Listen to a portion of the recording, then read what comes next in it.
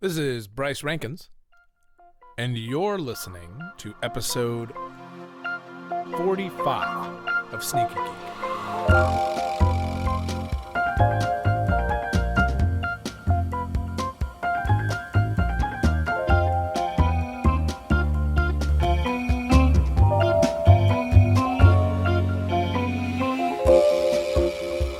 This is not a digital generation. If they were, they'd be better at cheating. Okay. What up, everybody? Welcome to Sneaky Geek. I'm doing this excited because Brian's complained for 43 episodes. So, Hey, there's energy now. I my like name's it. Bryce Rankins. That's Brian Romero. I'm Hello. pointing. This is a podcast. I'm pointing to Brian Romero. This is a podcast. I am a co-host over here on this podcast of podcasts. Oh, God. He's peaking so bad now that we're yelling at each other. Well, you know, with love. Anyway, today we are talking again about WandaVision. Yeah, we are. We're doing so. Oh, I took my noise-canceling headphones off and realized that I didn't have to be that loud. And we are doing so with our fact-checking extraordinaire comic historian Dave Ziegler, Jazz Howdy, Hands, friends, with the jazz hands. and our new editor, the legendary Mitch. What's your middle name? Or Mitch, what's your middle initial? Don't tell me what your middle name is. What's your middle initial? A. Jay. Mitchell A. Thompson. One fun fact, when I was in forensics, Dave didn't know what my middle name was and had to have a middle initial for the National Forensics League, also known as the NFL. That's right, I was part of the NFL. And Dave was like, I took a guess and I chose M. My middle name is Andrew. It's Maria. Same as mine then. I told everybody that A all the way. it meant Montgomery, Bryce Montgomery Rankins. Montgomery. Anyway, the legendary, Excellent. it's Mitchell A. Thompson. Yes. Same as Mitchell you. Aardvark Thompson is here, our editor. And we are also joined, that lovely giggle that's happening in the background is Nicole Jones. Nicole Jones is in the middle of photoshopping some fantastic work for this episode, It's actually. very special. Nice. Exactly, yes. That's right. So today we are talking about the series finale of Weekend at Visions. Yeah. Also known as WandaVision.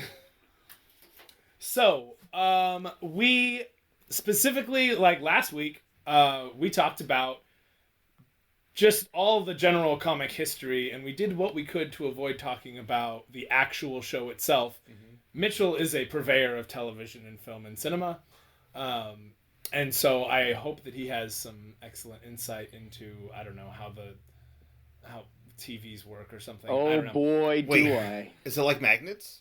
I assume How do they work? so. Wait, do we even know? It's It's literally little We don't know people how in- magnets work. Wow. I don't It's want to talk tiny to people scientists. They inside work the like box. farming, guys. I'm acting it not out. even joking. They work like farming. The Oh. guy who invented progressive scan Uh-huh. was a farmer. And it was the way he farmed his crops. So the banding is actually what it looks like if I get like a drone and go over a field. I'm not kidding. I'm literally not kidding. I wish I was. Yeah. It would be funny. But he would, you know. He would paint all of his farm workers. He would skip Cyan, a row. magenta. He would skip a row every time he went down, and then on his way back, get those rows Oh. that he missed. just sounds like and an that is OCD person with exactly weird patterns. exactly how television works. scans work. Yeah. I'm not kidding. A farmer Shit. invented the way TV is done. Wow. That's impressive. So that's a little preview into if Mitch knows what TV Okay. is or not. Wow, thanks for joining us, everybody. This was a great episode. Also, Good I want night. to point Good out. night. I want to point out that Mitch is also Oh God. a former child star Oh God. who was in a family sitcom. That's true. Family Canceled. sitcom. Canceled sitcom. We shot 13 episodes and they only aired 3. Oh. The world was just not prepared for Judge Reinhold's comedic genius. Wait a minute. What was the show? It was called The O'Keefes, and I played a young Judge Reinhold in You did every this in episode. high school. You knew him when Yeah. this happened. Well, there you go. I played a young Judge Reinhold, and every episode he would, whatever the theme was. So the show was about these homeschooled kids that have been very sheltered finally getting to go to public school. And the dad hates it and he fights it as much as he can. And so every episode there was a theme, like, you know, joining a sports team or getting a job or whatever. Yeah. And I would play the young Judge Reinhold when he was like, I don't want you doing that because when I was a kid, this happened. Like when you got attacked by hippies? I got attacked by hippies. You obviously didn't have no Slayer on you. Yeah. I got picked last behind the janitor for a basketball team was one. And the janitor was like 90 years old. Oh. I worked Not in even a the janitor. A janitor. I worked in a sweatshop as a job, and literally a rat crawled on my arm for that one. And I got paid a little extra. Yeah, the old rat bump. Yeah, Remember that the SAG rat bump. lines? SAG really does take this seriously. I got hit in the face with a frisbee on one episode, and Stunts? that got me another $150. Congratulations. Wow. Congratulations, you got the old frisbee bump. The frisbee and rat bump. Incidentally really named helped after out. the bump on your forehead. Sweet. from I getting bought a whacked. PlayStation 3. Yeah. Okay. Rat I have- frisbee I have- bump. I have Dave- made a discovery. Episode 1 of the O'Keefes is on the YouTubes. Yes. Ooh. I guess I know what we're So- watching later. Oh Get yeah. ready, Yes, get yes. ready to enjoy how ridiculous I look. Here it Oh. comes. I'm so My I excited. can't haircut in wait. that is ridiculous. They made my hair look like a vert ramp from Tony Hawk 1. Like, it is nuts. Incidentally, it's also not properly curved at all. It actually is No. in angles, like a Nintendo No. 64 Pixelated. angle. It would kill polygons. Tony Hawk, and my hair was made out of 17 pixels, yes. Oh my goodness, that's gonna be. And every time you look at his hair, freaking Goldfinger just starts playing. My favorite story is I worked in retail for a long time, and I ran into the daughter who was in the show. His daughter, Judge Reinhold's daughter in the show, who was on Lost, showed up to Banana Republic while I was working there, and she was trying to wear sunglasses to be like, "Oh, I'm so hidden. No one knows I'm kind of a celebrity." And I looked at her and I went, I know exactly who this motherfucker is. And I go, I know you, don't I? And she goes, no, you fucking don't. And I went, you were on the O'Keefes, weren't you? She takes her sunglasses off. She's like, what? And she no looks at one me and knows she this. goes, what did you just say? And I said, we were on that show together. We had studio school together because we were both 14 at the time. Yeah. And she calls her mom over, and her mom comes and gives me a hug. Wow. Mom, hug her for me. I just love how she went from "you don't know me" to "Mom, get over here and hug this guy" in like 10 seconds flat. So I don't have to. Mom, meat shield. Take care of my lightweight. She hugged me too. She hugged me too. She was a sweetheart. good. She was Okay, a good. sweetheart. Yeah. She was sweet. Oh, that's I just awesome. laugh at that. Okay. Yeah. Move on to back to television. Yeah. So This is television. So I was going to say, WandaVision- we've been talking about television. WandaVision specifically just had its I series guess. finale. Yeah, it did. And it was called the series That finale. series finale, yeah. I'm blown. Okay. All right. And honestly, like, I think before we even get to the end of that show, I feel like we should talk about this show in its entirety. So this is the spoiler tag. I know we've already spoiled so much of the O'Keefes for you all, and I'm sure you're all I'm very, so very excited sorry, about it. guys. bad. My bad. Sorry, I am defiant. I am not sorry, damn it. My wife tells It's a me good I place to apologize too much, so I'm trying to be less apologetic. Oh, okay. Yeah. Good. And when she told you Dave- this, you're like, I'm sorry, I'll try to work on that. Yeah. Damn it. I actually did say that. Dave, you should watch the. I was on 2 episodes of ER as well, Dave. Just really? Just throwing that out there. Well, now I'm going to have to get on the Internet Movie Database. And Yeah, do it. Look Check up the this legendary shit out. Mitch Thompson. Ah, yes. Mitchell and Margaret Thompson. And Margaret Thompson. Okay, so series a whole. Series as a whole. Let's- Okay, I think Okay, so that's the spoiler tag. Y'all know that you can turn this off if you want to, like, go watch it. We can wait. Okay, we're waiting. And we're done. So, this whole show's, like, regularly shifting influence of, like, where they're drawing from, I think we need to kind of just run through those those episodes, like, right now. We start with a very Dick Van Dyke, I Love Van Dyke Lucy is number one. Yeah. kind of, you know, we're a couple, it's black and white, there's hijinks, shenanigans. It's like Problem, but not dangerous sometimes. Yeah, exactly. But I don't even know, like, when this started, I remember looking at Brian and going, this is, like, I bought it immediately, and a lot of people didn't, which is, I think, did. why they went with 2 episodes in the first one. And I saw that first episode and I was like, because they did such subtle hints at, like, hey, something's really fucked up here. Oh, yeah. Yeah. And The whole stop Yeah. Yep. when Yeah. he's choking. Yeah, and she's just like, stop it, Herb, stop it. Clearly. Stop it. Just, It's just Kitty Foreman. It's disturbing. That's all anyone Kitty saw. Foreman That's just being right. like, That was it. ow. Where's Red? Whose foot is going up whose ass right now? Red comes in here, stop it, you jackass. Stop choking. Let him die. Classic Red. But yeah, it's just Kitty Foreman and some other guy. But, you know, and Vision's kind of trying to figure it out. You know, he's got that, like, what do we do here? We compute things. We run the numbers. Yep. That's it. And I remember getting through to the first, the end of the second episode, because, you know, they have the little commercials in there, and the commercials, I think, were kind of the first hint that, like, this is going to get really, really, like, we're dealing with a lot of external aspects of this, because we didn't necessarily know what they were for, but, you know, the commercial was funny. It was for some, like, toaster or something, but then at the very end, you're like, was that guy wearing a Hydra pin? Yeah. Like, Yeah. what the hell is going on here? Well, there's a lot going on in those commercials. Oh my gosh, Yeah. so much. So I mean, did you guys, like, the commercials alone are worth talking about? Oh, they're so did good. you guys? What was your guys' like first, like, holy crap? Like, I know what that's referencing right now. I mean, the one with the Hydra. Yeah. The Hydra symbol. logo, yeah. Yeah. I mean, that was pretty blatant right there. for me, the thing Strucker watch.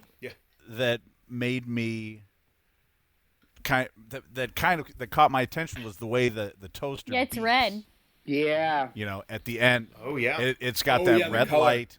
It beeps like a bomb. Oh, counting yeah. down.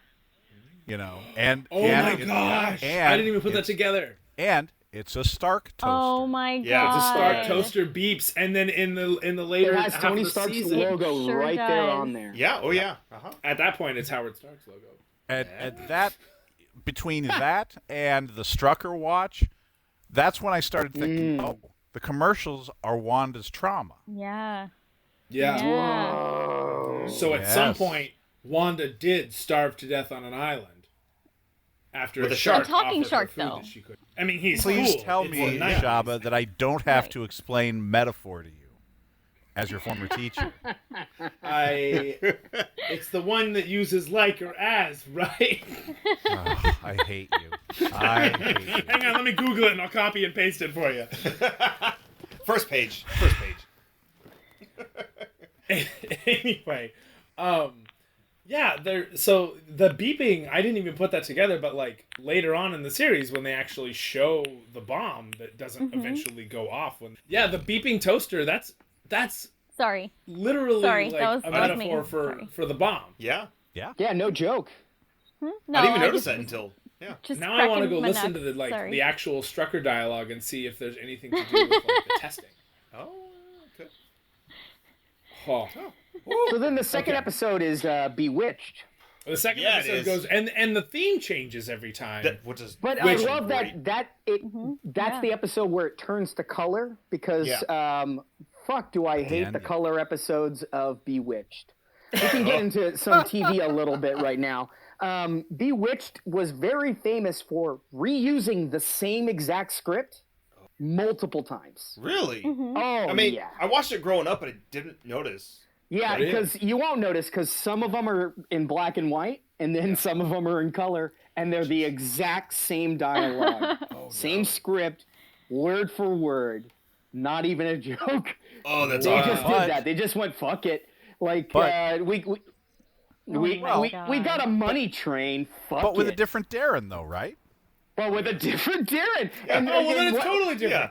What, Could you imagine if they swapped Vision like halfway through? They just recast and him. even they have similar names, which blows my mind. Yeah. Dave, Yep. want to take this one? Dick York and They Dick just York and Dick performed it Sargent. over again, but in Dick color. York and Dick Guys, Sargent. I just found out. How are these real names? I just found out that in World War II, there was an army major who Okay. has accolades named Dick Bong. Okay, but I'm sorry. Dick That's a real Sargent man. sounds like Dick you need to Bong. salute to my. right? Like, what, that is what the kind of, craziest name of all time. what kind of movies is he doing though? Like how did he Major get on Dick TV? Bong, Okay, we can all agree Dick York is the best. the Grand Old Dick of York. He had 10,000 men. I'm sorry, Marched I them just all meant up he was there the and marched them better down again. husband. He's in a really good episode of The Twilight Zone that blows my mind. Where he. But anyway, I won't get too much into it. We have to move on. So, if you look at the No. opening credits for episode 2 Yep. of WandaVision, Yeah. you get Bring it a right back lot around. of you get a lot of hints and Easter eggs, things that some of which get paid off, some of which don't actually. Really? You know, yeah. Well, you get the Grim Reaper's helmet, on one of the shelves, and for listeners who aren't familiar with the character, the Grim Reaper is the brother of Simon Williams, also known as Wonder Man in the comics, and he is tied in with the Vision's origin in the comics, and so I fully admit that going into the finale, I was like, okay, where's the Grim Reaper coming from? That's got to be Director Hayward, right? A lot of people thought that was going to be. That was a big rumor Yeah. going around online that he might be the Grim Reaper. Yeah, Him or and Mephisto. I didn't think that. Well, I didn't think we were going to get Mephisto. I felt like I didn't really either. But, even heading into, though apparently there was a rumor going around that Al Pacino was going to be showing up in the episode. What? Dude, Al as Pacino is That would've Mephisto. been- I'll take it. nuts, and I would have been here Well, for it. I don't know how you're going to. I don't know Give me those how. souls back. Right? I don't know how you're going to drop that into the last episode of the series when the Doctor Strange movie isn't coming out until 2022. Yeah. But I understand that the second post-credit scene is a big hint What? for Doctor Strange, Yes. right? Yeah. The music. Which we there. will I get felt- to a little We'll bit get later. I felt that No, way. I'm sorry. I don't mean to jump Oh, yeah. ahead. I just No, it's good. It's good. I also want to talk about the opening theme because I noticed something one day. I was working on a bunch of stuff around the house, and I decided to put Whoa. on the WandaVision soundtrack. And there is this really little great motif that they play. That bam bam bam bam. Yeah. This is that WandaVision. Vision. Uh-huh. And it plays, and I don't remember the name of the guy who composed this soundtrack, but whoever made all these themes, like, nailed the general vibe of, Dick Van Dyke and Bewitched and Right. All Malcolm the in theme the songs Middle. were spot Oh, they're fucking so on, fucking man. good. It's the Lopez's that did the music for Frozen. No Really? way, really? Yeah. Dude, yeah, that makes a lot of sense.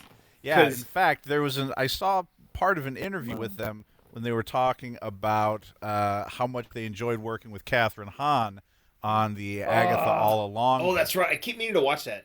Yeah. That's awesome. Catherine 'cause- Hahn, if you ever divorce your already amazing husband, who is a producer, writer, actor, my name is Mitch, and God. I would do anything you want. Period. I ship this. I ship it. You know what? That's bold of you to assume that she's even going to hear this podcast. Oh, I know she's not, but I gotta put it out there Right. one way or Hey, man, another. shoot your shot. Any voice Shoot your I shot. can, You're all right. any voice I can shoot out there. Catherine Hahn, I love you, and I think you're gorgeous. And She was like, also, "Oh, this is sweet," and then suddenly she's like, "Oh, wait, maybe this got a little weird." No. I think it's more your You'll be hearing talent from my and your attorney. humor. Your talent and your humor and your... Oh, no. With consent. Guys, come Well, on. obviously. Come on. No, 2021, That's why obviously. I'm asking, okay? Yeah. You beautiful, talented woman. This I didn't would son of a kiss you. bitch, so I know it's not about me. You, no, yeah, I'm not. I would kiss you every inch. I would rub your feet every night. I would rub your back. Wait a minute. Are you talking about Shaba Wait, still? who are you? Did you just change subjects? This is... Yeah, we're still talking about Catherine Hahn, right? Oh. Listen, Catherine Hahn. Okay. If Hey, you're Nicole, out there just take a seat. You're Mitch has this. single for once. I know you're not going to be You know, single. some people when they shoot, You they have shot a just pull the great- trigger, but Mitch has to set up the full freaking sniper camp. You have a great husband. I know. He can watch. Like, that would be fine. I just want to rub your belly, rub your back. Mitch. Mitch. Mitch. I'll rub I your have been back. telling my students rub about your this back. podcast, you moron. I can't. Like, let's just what I don't. Catherine, Let's bring I Mitch will on the take you podcast. on This a would be a good great idea. We'll date. talk I will about take TV. you. I What will could take you on possibly a go good date. wrong? I will take you to get spaghetti. What do you like? Do you like pizza? Do you like Chinese food? I will take you on whatever date it is. And then I will just sweetly kiss your cheek. You know, whatever speed, whatever For speed. the record, I know you're recovering I from the told divorce Mitch you're that we were having from this I would- husband that's I amazing. would respectfully lick you head to toe. when I told Mitch that we were recording, that Dave was going to record an episode with us about this, before we had even decided to do the TV one, Mitch immediately goes to work to binge this freaking show. Mm-hmm. And by like episode 3, I get a text from Mitch. And he's like, something's up with Agatha. Yeah. I don't know, or with Agnes. Yeah. He's like, something's up with Agnes. I don't trust her. And I was like, oh, and he's like, don't tell me. And I'm like, but I just want to know why. And he's like, ever since episode 2, she's been sketchy. And I'm like, oh, cool. And I'm trying to just be like fine about it. And then she has that moment later on in the series when Vision like unlocks her for a second and she's Yes. like, Dad. And Mitch was like, oh, okay, I guess I was off on that. And I'm like, See? sweet, I had quality the same- red hearing. But he was nice. Bryce was nice and didn't say a fucking word. I am the keeper of secrets. Dave I will had a tell you- similar story. Yeah. Dave, tell I us had- Charlotte's story. Okay. So This is the second In- time. Sorry, everybody who heard this last week. that's okay. You'll get it It's again. okay. So after, what was that, episode 6, the Halloween episode?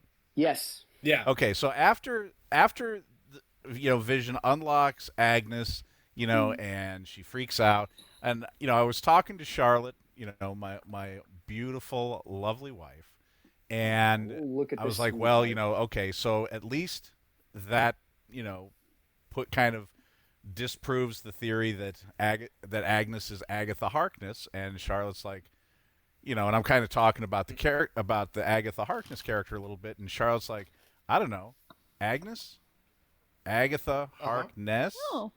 and I'm like, oh, I'm like, okay, well, I mean that makes sense. And then when we get to she the end of figured it episode out. 7 and we get the big reveal, Charlotte's like, I called it. I don't know what it means, but I called it. That's great. Hell yeah. I love Yes. that. She is the best. Oh. Oh, what a good hubby. Hey, she makes it easy. Oh, stop being such a good hubby. All right. Dave's in I'm love. fucking single over here, okay? Let me.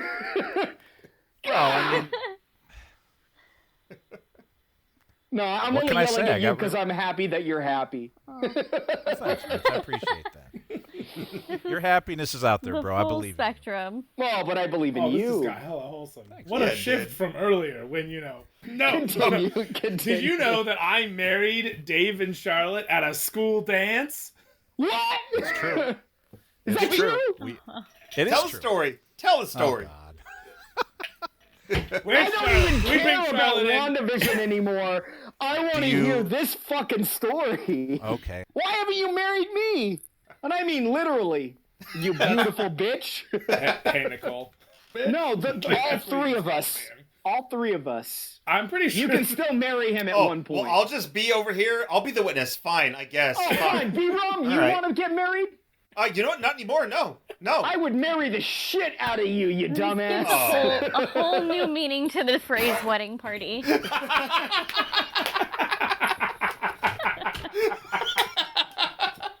I got you, boo. I know you do, you beautiful bitch. That's why I want to marry you too. Yes. You listen Good to answer. me, you handsome son of a bitch.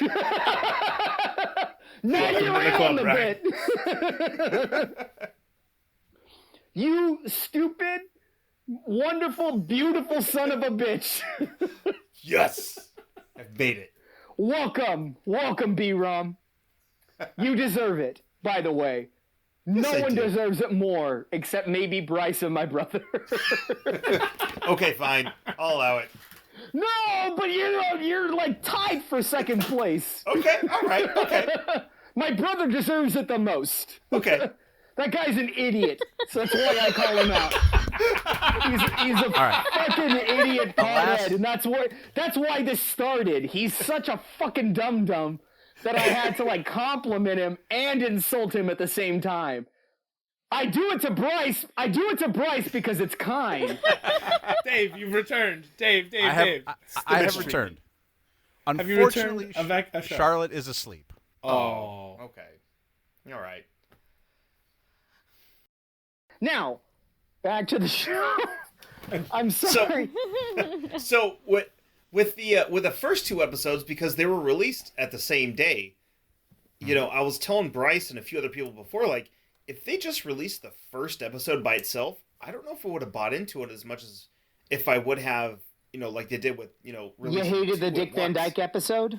Not that I hated it. It was just like I'm not sure where I'm going with it. I Where I'm think going. So many They people wanted- hated that.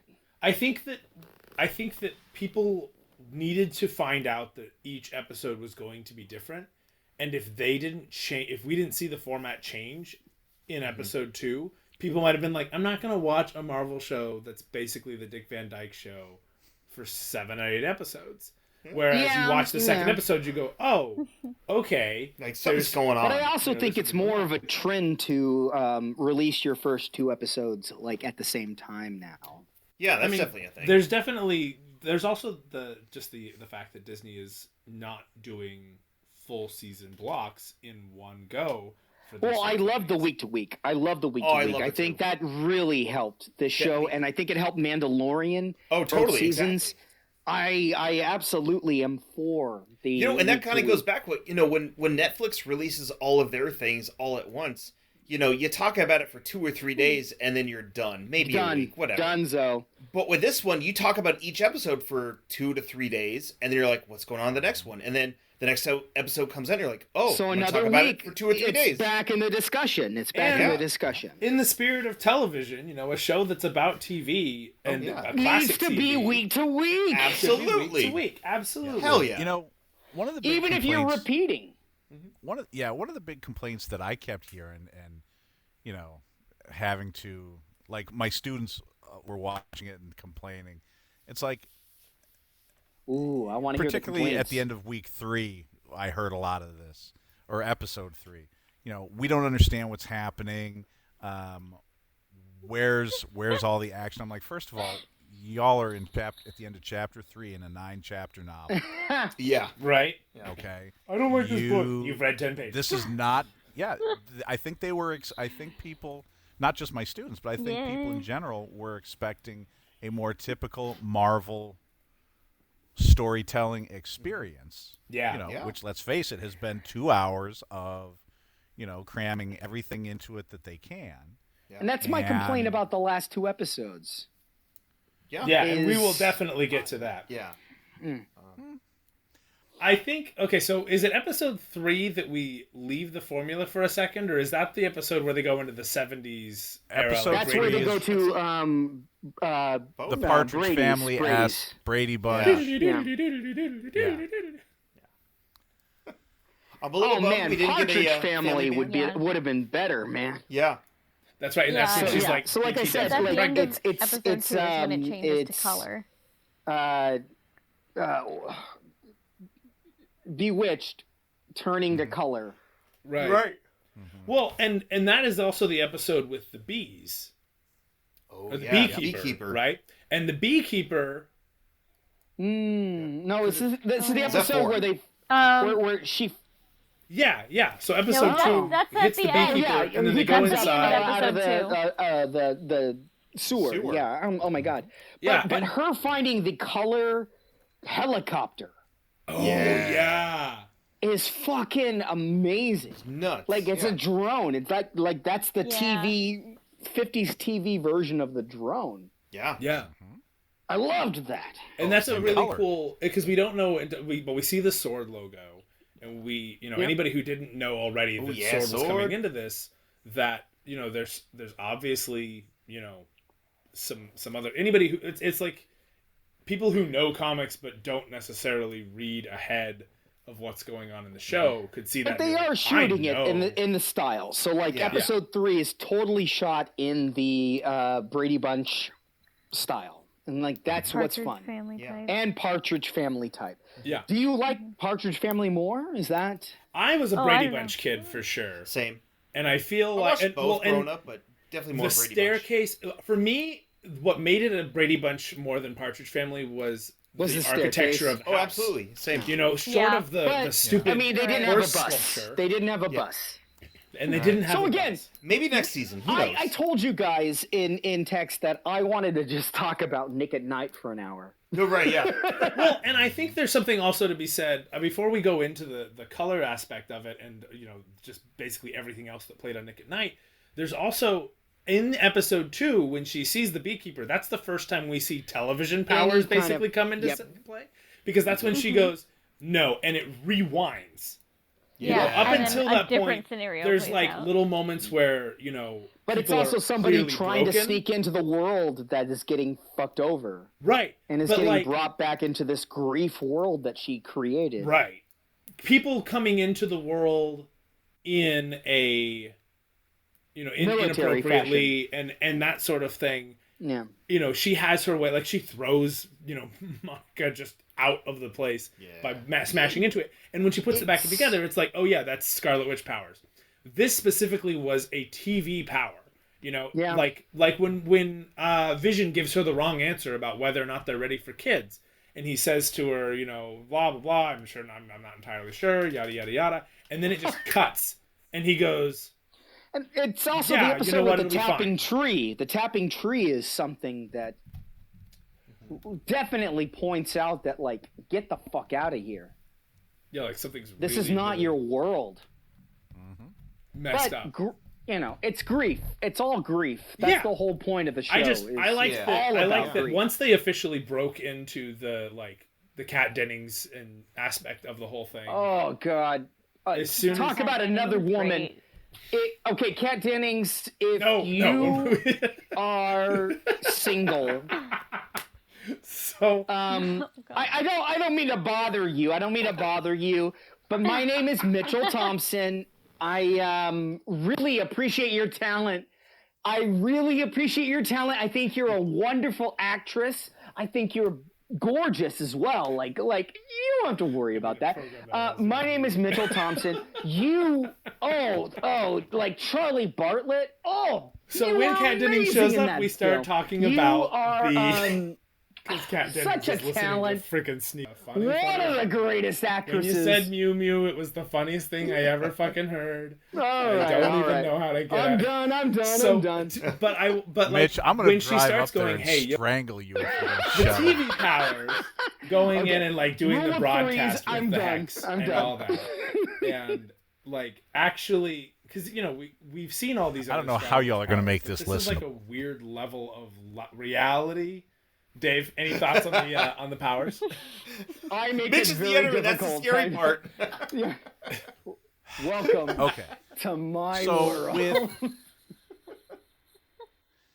So one of the things that I found interesting about how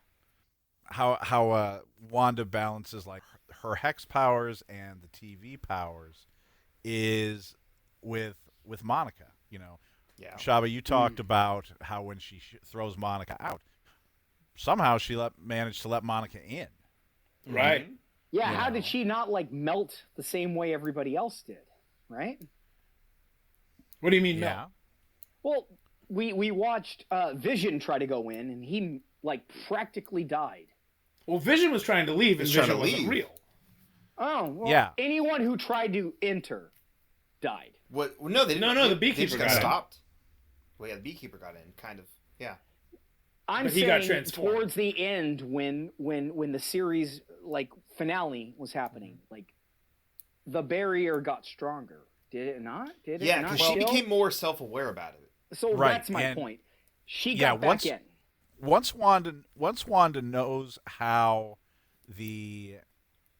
because when Monica's trying to get back in the second time, she's already gone through the barrier twice. She went through once. Yeah. At the Yep. with in the was it episode 4 where we get the flashback Yeah. to the events prior Oh, to the That was rough. to the story, Yeah. and Really then great. Fantastic. and then she goes through the barrier the second time when Wanda boots her out. So now she's already been through the barrier twice. She's and got so powers now. And they Yeah. said too, like, Boom. you've been rewritten. Your DNA's been rewritten. Yeah, like, on a twice. molecular level, Nice. you're Yeah. changed. The whole Yeah. power thing she has. Yep. That's what leads her in. But that's And what I'm saying. when that People- episode started, normal when- people can't get in. She Well, but can't that's get the in. thing is Monica, when she gets back in, and the second time I think she gets back in partially because she's already been in before, and I think she's able to do so because of that. But that moment, I remember looking at Brian and I said, "Yo, what if this is how she gets her powers?" Yeah. You know, And then sure as And shit. then and sure as happened. shit that episode happened. That happened. But I think I want to talk a little bit more about that episode when we completely just ditched the sitcom formula for a hot second. That was Go And we on. did a whole episode of like everything that happened basically from the beginning. Yeah. Which is kind of a Netflix standard around episode 6 or 7 where it's like, hey, let's see how we got here and get some origin story happening. But instead they jump in like episode 4, you know, they're just like, okay, so here's what happened. What happened was, and then they What give us, happened was. you know, we've seen the original Snap. We've seen the comedic, you know, Spider-Man. the band Spider-Man, you know, Snap where the band disappears in the, The middle basketball of super game. scary and then they reappear. But the unsnapping of her reappearing in the hospital room Yeah. and the Oh, man. hospital panicking And she because trying to people are find her showing up in mother. beds with She's people. trying to find her mom. And she Yeah. thinks just like Peter did, because Peter shows up. He's like, "Remember we were all like all dusty, and then we like came back, and like Doctor Strange was like, yo, it's been 5 years. We gotta go back and we gotta save everybody.' Yeah. Like There's that some more was serious shit real happening. quick and great. But like she shows up, and I don't know that we've ever seen that, and it suddenly becomes like it's not just like, oh yeah, the snap was pretty crazy. It becomes, dude, this is real. horribly traumatic for Yeah. a lot of people. Like the world is You don't realize messed how traumatic. up. Yeah. And we really haven't seen an actual like immediate because Yep. we saw how messed up everything was in game with like cars all just feral abandoned child with places the and stuff Yeah, like with that. the I mean, Fury tag. Ant-Man, come on, like he had to get out of Yeah. the microverse, like, Yeah. like Right. that's something. Yeah, Uh-huh. yeah, like you have to get out of these situations. You don't see what someone's like normal life well, Yeah. you getting know, out of and- the snap was. Well, and this, you know, the end of Endgame, as cool as that was, for me, underlines the fact that for all the things that Tony has accomplished, he's still at his foundation a selfish dude. Because remember, he says straight up front, I mean, 5 years have passed. He's like, we're not undoing anything from the past 5 years. We're only bringing everything back. It's like, Yeah. but it's been 5 years where all these people have moved on, all the people left behind. Yeah. You know, so people are coming back to their spouses, remarried to other people. Yeah. You know, Kids growing up. You know, kids growing up. Yeah, the way kids, Scott's kids who vanished in the snap coming back at the same age they were 5 years ago. Yeah. You Where know, all their friends and- were, Wow. 5 years older. And that's not counting things like, people have cashed out insurance policies. All the, all the, yeah, Goddamn all paperwork. I'm sorry, All but your the- insurance policy all did the, not like, cover turning into dust. Regular logistics. but there had Here's to be the good something. news: America is really good at health care. Right. Xandar so much, not so much. Right. And so, this is kind of what the consequences of bringing everybody back that we don't see in Endgame. In Endgame, we get all the feel-good moments. In Spider-Man Far From Home, we get The funny moment. mostly feel-good moments. We get, hey, everybody's happy to be back. Nobody seems to comment on the fact that the kids who are freshly back from the snap, which coincidentally includes all of our main characters, Yeah. our main supporting characters for How Peter, convenient. right? Super convenient. That all the kids who were back now have all these new classmates that were 8th graders when they left, or 7th graders. I really did like some of the logistics they did talk about, because Aunt May talks about coming back and a whole family has moved into her apartment. And then Flash, MJ points out, like, hey, he's not 21. He was blipped. Yeah. And there's that kind of, like, those weird technicalities, but those are all like, oh yeah, here's how it was super awkward. Oh, my wife faked being snapped so that she could leave me. Right. We had a fake funeral, or a real funeral, but she Yeah. wasn't dead. Like, all of that stuff is really, kind of just that. Yeah, I didn't even think about that crazy consequence. But none of them are like, oh my god, like, what about the hospitals? Yeah. What about all the people who disappeared we in get. hospital beds now reappearing? Will they shove someone over? Did anybody snap into somebody else? To get into the finale with a little bit of this, her seeing Vision completely dismantled is heartbreaking. Yeah. Dude, That's that was the most brutal. messed up It- garbage. That's the point of the episode. Like, no wonder why she went off. Just to be clear, I found the finale meh. Okay. And that's where I want fans of this show. Do you have a name for fans of the show? Not Do you yet. call them geekheads or Sneakers. sneakers? Sneakers. Sneakers is Yeah, pretty then we good. have to start competing with all those people who like shoes too much. So, my fellow sneakers, I It's a found thing now. the That's sneak with two finale E's. pretty meh. Listen, sneakers, listen to me. Sneak up on my opinion, okay? I found it pretty Groundbreaking meh. shit right here. But, fuck, man, did I not cry during that scene? I absolutely cried. You know why? I'm a recently single man. Heads up, wishes he Catherine Hahn had- / Kat Dennings / Brian. Listen to me, Kat Dennings and Catherine Hahn. Anyone else If named I- Catherine? Oh, don't get me started. I'm gonna try hard not to. Okay, No, so no, we left. It was interesting because we went and dealt with all this stuff. We dealt with her losing her mom. It was like, oh, BT Dubs. Yeah. Your badass co-pilot from Captain Marvel. I mean, is yeah, gone. the second to last. You're talking about the penultimate episode. No, I'm talking about where- episode 4 still. Like because we haven't talked about the '90s episode or the early 2000 episode. Oh, yeah. Girl, the we fourth gotta wall. hurry up, bro. No, we gotta. Well, maybe if we weren't talking about your freaking shot shooting, we would get there. Listen. But I'm we moving get- it on, okay? I'm moving it on. But we get, we got into the 90s episode with the Malcolm in the Middle. Malcolm in the Middle. And So that good. guitar riff of the Vision, for the record, back on that leitmotif. That. And then they do kind of a life is unfair, yada, yada, yada. And then Life is unfair. we go through the Malcolm in the Middle, with...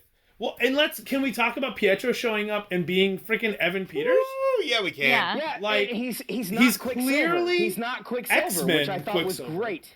So I He's have some not. thoughts on He's that. not. You know You what? too. Thank I God don't at the end they show a headshot. Yeah. He's a fucking actor. You know what? Hey, loved wait, that. Mitch. He had a Tell me. headshot in the Hex. Oh boy. Oh boy. The This Hex. is a fan theory. No, this is a legit They following the show- rules here. Catherine Hahn shows him a headshot. He is a goddamn actor, and I liked that. That's the reality I here's choose the to thing. the accept. headshot. Here's the That's thing. the He had reality I he choose had an to actor's accept. headshot, and she, Kat Dennings, had All an right, ice Dave, cream back truck. me up. She had an ice cream truck. You telling me Dave, that ice back cream me truck up, I was don't care. always an ice cream truck? It was Back me it up. was a sword van. I don't think that Ralph Boner Boner. is Ralph Boner. First of all, I it is don't buy it either. outwardly cruel to cast Evan Peters as a red herring when all Marvel people have been asking for is an X-Men MCU crossover. Give me That's the whole monuments. point. That's the whole point. It's Not them going, fuck All you. Marvel people. Yeah. Well, there is- Not all okay. Marvel people. Okay, hashtag not all Marvel people. But Make that the hashtag of I- the episode, I my legit- friends. I legit do not see No, Disney he's an being actor. this He's cruel an actor, after just and the whole accommodating idea, the or just whole idea acquiring was to be a Fox. red herring, and it's so Sure. fucking fun. But he's a It's speedster. so fun. he is a speedster. But and his I powers know. weren't given. Like the only thing she said She was like, said- "Hey, I only controlled his eyes and his mouth or whatever it was." Yeah. I think he's a normal motherfucker. I and think- I don't want to believe it, bitch. God. I think that if anything, it's his mugshot, and it got changed by the Mug Hex. shot my ass. It you got dick. changed by the Hex. Listen to And me. who That calls is him a Ralph? Fucking headshot. The only I've person who taken calls him many of Ralph them is someone myself. who sees his That's how headshot. you get onto ER. Not for nothing, I'm sorry but I'm yelling Agnes, all the time, but listen Dave, to me. Dave has the floor. Guys, Hang on, I'm giving it to Dave. Dave. Agnes refers several times over the course of the series to her husband Ralph. Yep. Okay, and it's Monica makes the connection. It's not Agnes that lives here; it's you. Okay, so Agnes is clearly using Ralph's house as a base of operations. Yeah. While she tries to manipulate Wanda. Okay. I am hoping that that this is not. Well, let me rephrase that. I think it's a terrible idea to have the MCU as we've experienced it so far, and the X-Men on the same Earth. Yes, Agreed. I Oh, also yeah. agree. No, it's 100%. too awkward. I agree. Way too If you- awkward. if- Too weird. Well, So and, he's a fucking actor, man. and No, hang on. There's more. and there's too many super people. I mean, lot. in the comics where there's super people tripping over each other. Okay, the world has gotten used to that. But in the films and now the TV shows where it's supposed to be more reflective of the real world, even when you throw in the blip and all that jazz, the snapping, Yeah. it's Snapping. Still I've never low-key. heard it that way. I feel like there's still a manageable number. you Yeah, know? no, definitely. I mean, This once you this start, show is full of very intentional evidence, so you can figure things out. Dottie is not Dottie. Dottie's actual name is Sarah. She tells Wanda this in the finale. So names have been changed, which means Ralph may never have been Ralph's name. And I just because it's disagree, written man. on it, I think that's and the nothing reveal. in the hex is nothing in the hex is It's real. real. It's all manipulated. It's all changed. And Unless- a headshot could have been a mugshot. A headshot could have been just a Catherine photo. Hahn reveals it, and Catherine Hahn. Catherine revealed Hahn only said he's basically a puppet, but she was using somebody who was already in the she hex. only said he's basically a puppet. Come on, he's a puppet. He's a fucking actor. He is a puppet, but he could have been there. My No. thought is, we're talking about something that's leading to a multiverse. I think that Wanda's reality-altering powers are powers of pulling from other realities, and I think that she very well could have pulled "quote unquote" Ralph Boner into the universe in an attempt to pull Pietro. Because she has acknowledged multiple times, I can't bring people back from the dead.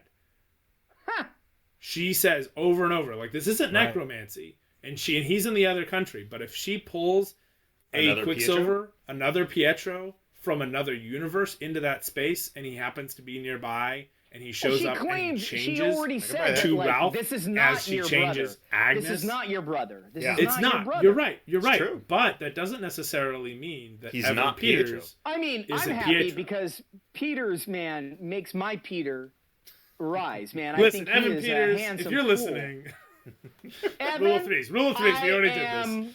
I am But single. Dave, I mean, and, back me up here, Dave. I think your mouth is very kissable, and I'm not even gay. I just like you. Brother. Oh no, I'm a There's little no gay. way. There's no. Dude. Mitch, did I'm I a mention little gay that for I've. you. Mitch, did I mention that I've told my students about the podcast? So me kissing Evan Peters is a problem, Dave? Dude, I have know. no problem Poor Dave kissing right Evan now is Peters. like, I'm beginning to regret this. I'm sorry. I know Mitch is that Mitch you- is way problematic. I'm so sorry. I didn't mean to be this problematic. I just wanted to kiss Evan Peters a little bit. Mostly, I Look. want to kiss Catherine Hahn. We've heard. Catherine, if you're still listening, Let it go, Mitch. It's all right. I will be alone forever. Okay, continue. Now, episode 4. No, move on. Like, let's get to like the finale here. Well, I mean, so after that we go to the fourth wall break, which is your office episode. yeah. And that's when she starts actually talking, and she's like, "Yeah, I don't know how any of this happened. We've moved on past the Modern Family. Yeah. Vision, Modern Family, The Office, your Talking Heads. Talking Head, the Bendis episode. During the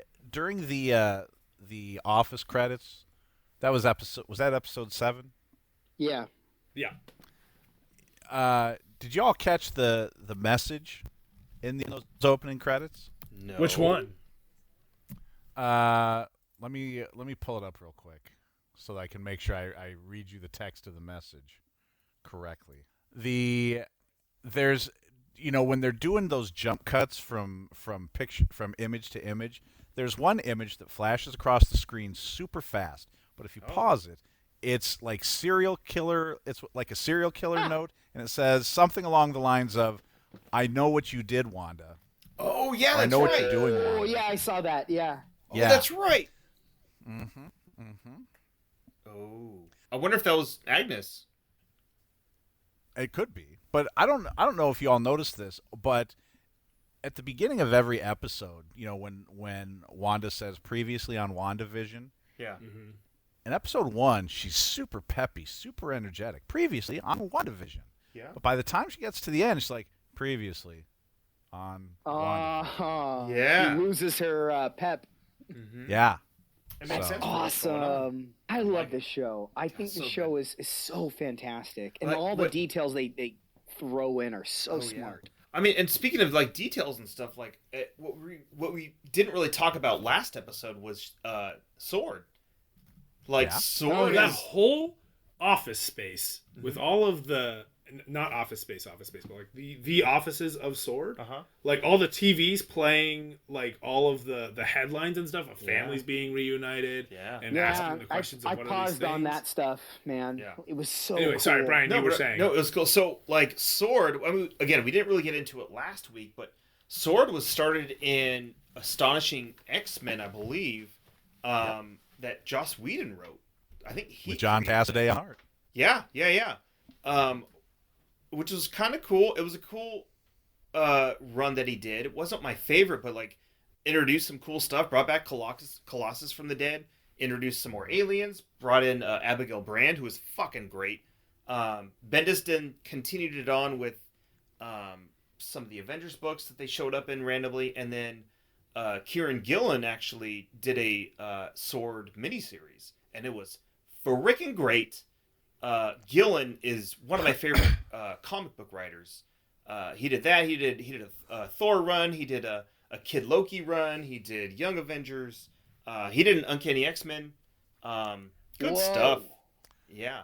B-Rom, I have to tell you, at first I misheard you and thought you said Karen Gillan. I'm like, okay, we can talk about Karen Gillan. Oh. I didn't realize we were doing Karen Doctor Gillan, Who. too. Oh, no. That's- Kieran. I didn't realize Kieran. we were doing Yeah. Doctor Who, but I heard Karen Gillan too. Sorry. I gotta be honest. no, it's okay. I don't know if it's the mics. I don't know if it's the whiskey. Either way. No. Kieran. No. Yeah. I was clearly not listening as closely as I needed to be for that one. Yeah. But no, it's really cool that they really leaned in hard with the sword stuff, because they showed an office, they showed the lab, it's a huge facility that they're using, and it's, at this point Shield isn't really around Right. in the MCU, so what's kind of the next thing? And everything's really based on space, and kind of comes into play with the the end credit scene of the last episode, not the last one, but all that. Well, which and we'll it get to. makes sense that Sword is, had previously been interested in primarily extraterrestrial threats, Yeah. given that one of the founders is Maria Rambeau, Monica's mother. Right. You Yeah. know, after the events of Captain Marvel, Mm-hmm. Makes sense. Definitely. And I suspect that when it's all said and done, we'll find that that's where Nick Fury was at the end of Spider-Man Far From Home. I'm sure. Like a Sword orbital platform or something. Yeah. I mean, and they even announced hey, Marvel's doing a Secret Invasion TV show that's supposed to star Sam Jackson and Ben Mendelsohn reprising the roles as Captain America or Captain Well, I hope Marvel it's better than the comic. I like Secret Invasion, but You boy, know, I totally here's- understand I a lot of didn't people love not it. wanting it. Here's the thing for me with Secret Invasion. I read that first issue and I was in. I was hooked. Because I thought we were going to get an examination of, religious extremism and how faith informs some decision making, and how do we justify the things that we do in the name of our beliefs and stuff like that. And then everything after that was Yeah, I it found became it- oh my there was gosh, who's so who's many- who? So Right. many tie-in issues that kind of didn't really matter. Actually, I enjoyed the tie-in issues where they showed who got replaced and how and when. Those were okay. I enjoyed more than the regular series. I see that. Yeah, I can see He that. loves you. Yeah, he loves you. Dum Dum Dugan, he loves you. My favorite tie-ins were the That X-Men was ones. so hard to read. Sorry, Brian. Yeah. I just that Yeah. moment was like not Dugan. Oh God. yeah. Yeah. And Jarvis and all the others. Yeah. Anyway, sorry. Yeah. Brian. No, my favorite tie-ins for those were the X-Men books, because they kind of, it was just more the action-y stuff. He loves you. They're and at the time X-Men were in San Francisco, and the Skrulls were trying to invade, and but the X-Men were just like, what, we're gonna fuck these guys up. These are aliens trying to take over. Nah, no mercy. Let's do this. And all the X-Men just got freaking just went after it. Yeah. So good. For me, Where did they the go best Mike from part Carey about, wrote it. Francisco? Great. Yeah. the best part about Secret Invasion for me was all the stuff with Novar. Ooh. Because he comes back thinking he is Captain. No, it wasn't Novar. It was the Marvel clone-ish guy, and he chills with Novar later. But so he because the original Captain Marvel died of cancer, and he's one of those guys in Marvel that just doesn't come back. Yeah. Gwen Stacy. Yeah. And Uncle Ben. Uncle Ben. And so Captain Marvel's not going to come back, and he comes back, and it's oh my God, Captain Is Marvel this the might real? not have died. Yeah. But he was too well done and too into it that he actually thinks he's Captain Marvel, and he has to kind of wrestle with the fact that he's not actually who he thinks he is, unlike the rest of them, because the sleeper agent snap out of it never happened. And he's I don't know really what my place is in all of this, because I'm basically Captain Marvel, but I can't be. But I am. And that aspect what I of wanna it be. was that was my bread and butter for what those comics were. And I read all of Secret Invasion in one shot. True. I didn't have to deal with how long it was dragged out. 8 months. It was a long drug out. Well, So and week to week, we got WandaVision, And so like that's kind of the. But if it had like, gone on appropriate. and they were like, "Hey, we're gonna give you more 3 months from now, and then we're gonna give you a couple more like 2 weeks after that," and like it just kept on going, you'd be sick of it. You'd be like, "I don't care anymore what this That's how mystery I is, was, because yeah. you won't just give me like I don't need you to give me all the answers immediately, but I need you to at least be consistent, and I need it to progress at a regular decent pace." Are we ready to talk about the last 2 episodes? Almost, because then we have so we get the That's what Agatha the theme all is. along reveal. Agatha all along blew Yeah, my That mind. song was so good. I remember being like giggling about it and being like, "Oh my god, I can't believe I didn't see this," because I was like, up until he goes, "I can't feel you," or "I can't hear you," I was like, well, that's weird. But everything else leading up to that, I kind of just figured that she and her both were like trying to escape, when she's being sketchy and all that. I thought she and her were trying to escape and didn't want to tell Vision because they were worried that she was tapped into Vision too much. I mean, I had a feeling Nicole, she you've been was pretty quiet evil. for this whole thing. Yeah. And I would like to hear your input on this. When Agatha was revealed, like, did you have suspicions? No, not at all. I didn't think it was going to be her. Did you have any, like, idea that anything... Because I was completely I mean, oblivious, and I now- normally can be, so I also mean- jump after every red herring. Yeah, after the reveal, I was like, oh my god, she was dressed as a witch for Halloween. Like, I could have seen this coming. Like, Yeah. and then the I whole didn't notice that. Agatha Harkness, of course. But, We can't all be Charlotte. no, we can't. But yeah, no, I didn't see it coming at all. I mean, she's a big name. And I'm not also, familiar if with you the comics, are though, so ever gonna I be didn't single- really... The actress. So like, Oh, the actress is yes. a big name. So she's going to be important. And I hate that I went to film school. It ruins fucking too. literally everything for me. Because Normally I might I notice was that, like, but for me, I don't know of anything that she's done other than, like, Step Brothers. Like, I can't think of anything off the top of my she head. was that Catherine almost on Hahn is. SNL. But I she's mean- as far as I'm do. concerned, I know Parks and Recreation, Kitty she's a Foreman big more than I role. know Catherine Hahn. No, you do know Catherine Hahn because she was Olivia Octavius in Into the Spider-Verse. That's right. Damn, she was That's right. good. All right, Very good She eye. was really great in that too. I mean, I didn't realize it was her. Also, That movie if was she amazing ever anyways. becomes single, Sweet. my Christmas, dude. name is Mitchell Thompson. Dude, you're not running for office. Stop it. I'm Well, just not having anymore, he's fun. not. I'm just trying. So, with the interview stuff too, in that Modern Family Office talking head thing, Brian Michael Bendis episode, which is not, it has nothing to do with him. I'm just making fun of the fact that he loves talking heads. I like is not my beautiful Wanda's wife. very wrong talking heads. My bad. Oh shit! This what is it? This could be the place. Is that?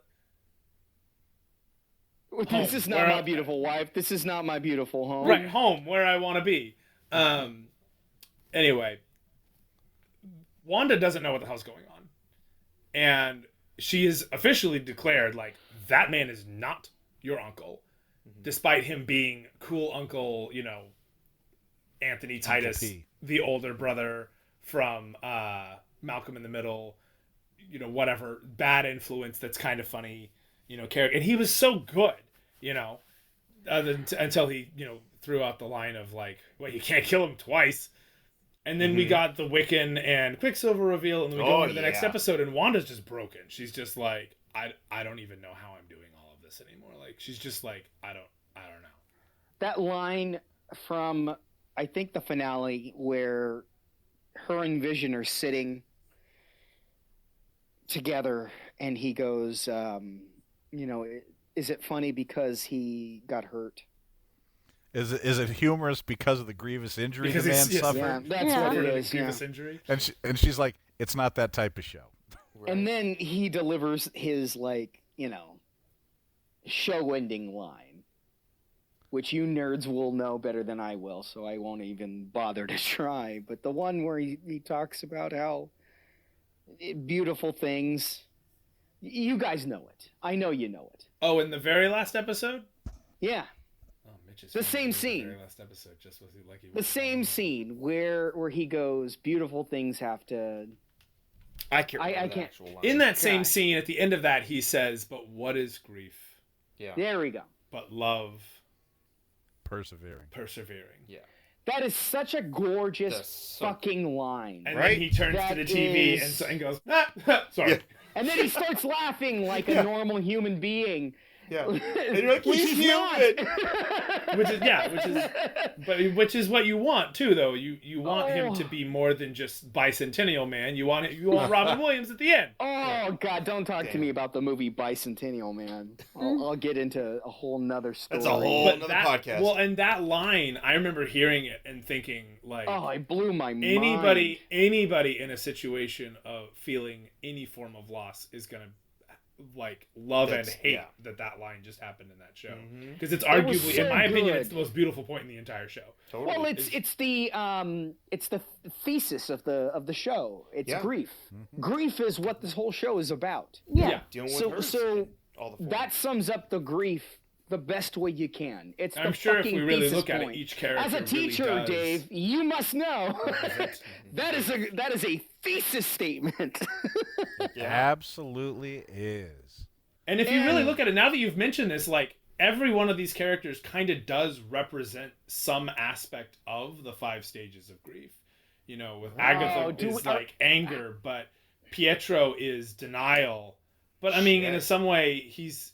But then, like, some might say that Vision is denial, but I think Vision is more bargaining. bargaining. Yeah. Even the kids. Then for again, sure. Pietro isn't necessarily exactly what you want, but he's close, so maybe he's bargaining. Well, Vision's Pietro's full denial. fake. Pietro is so fake. So is the bargaining stage. But Oh, you and think there's- a stage of grief is fake? I don't mean that, but I mean that's what bargaining is. You're trying to varying find a way degrees to of make it this all. work, Oh, even I though see- you I can't see do your it. point. I It's see it's your for point. naught. It's Bits- absolutely there's bits and pointless. pieces and everything. Yeah, and I mean obviously, anytime you work with the 5 stages of grief, it's easier I mean, you can very quickly be like, oh, so this is this and this and this and this is this. But if there's And any then nuance to a Monica- show, it's going to be It's both. real life, which Right. it is. And then Monica is acceptance. Right? Monica's Because- absolutely acceptable. Hell yeah. Because Monica's the one being like, look, here she's the one trying to talk Wanda down and trying to talk Wanda. And saying, I get She's this. like, I it's get okay, it. Though. I'm here with you. Like, And Yeah. she's also able to re-enter so much. Like Yeah. that Yeah, makes and- total sense. Like acceptance is something that keeps hindering during these other stages of Yeah, the stages of grief are not necessarily always in that order, and they're a cycle. right. You will go through many of them several times, and you know, Vision leaving and then coming back. You know, finding out that Vision isn't entirely like in that point when we finally go through, which I absolutely loved, basically Agatha Harkness and Wanda teaming up to figure out what the fuck's going on in this show. Yeah. That was great. And then both That like was she's like, great. you can do this, and you're like, the audience is right along with Agatha, like, yeah, please inform us. Yeah. Like, Now- I don't want to cheer her on, but she needs to be cheered on right now. Yeah. My beef with the show is I wanted it to keep being meta TV. I really Right. wanted it to keep that up, and then maybe one episode. But instead, we got 2. Yeah. And I got don't 3. kind of. 2.5, 3. Well, no, Because I'm we got the saying flashback episode, and then we got the last 2 episodes. But even which, still, Although the second to last two was the clip episodes show. are the ones that are not meta TV. well, Ooh, the the last clip 2 show. could have been a clip show. Yeah. So that's my point. by the way- like I think that's those 2 could have been one. Yes, Dave. I just this is a stupid thing, but I loved it. I love that Jimmy is from Bakersfield. Dude, Yeah. we cheered so You loud guys- for that. You guys lost your minds when that was announced.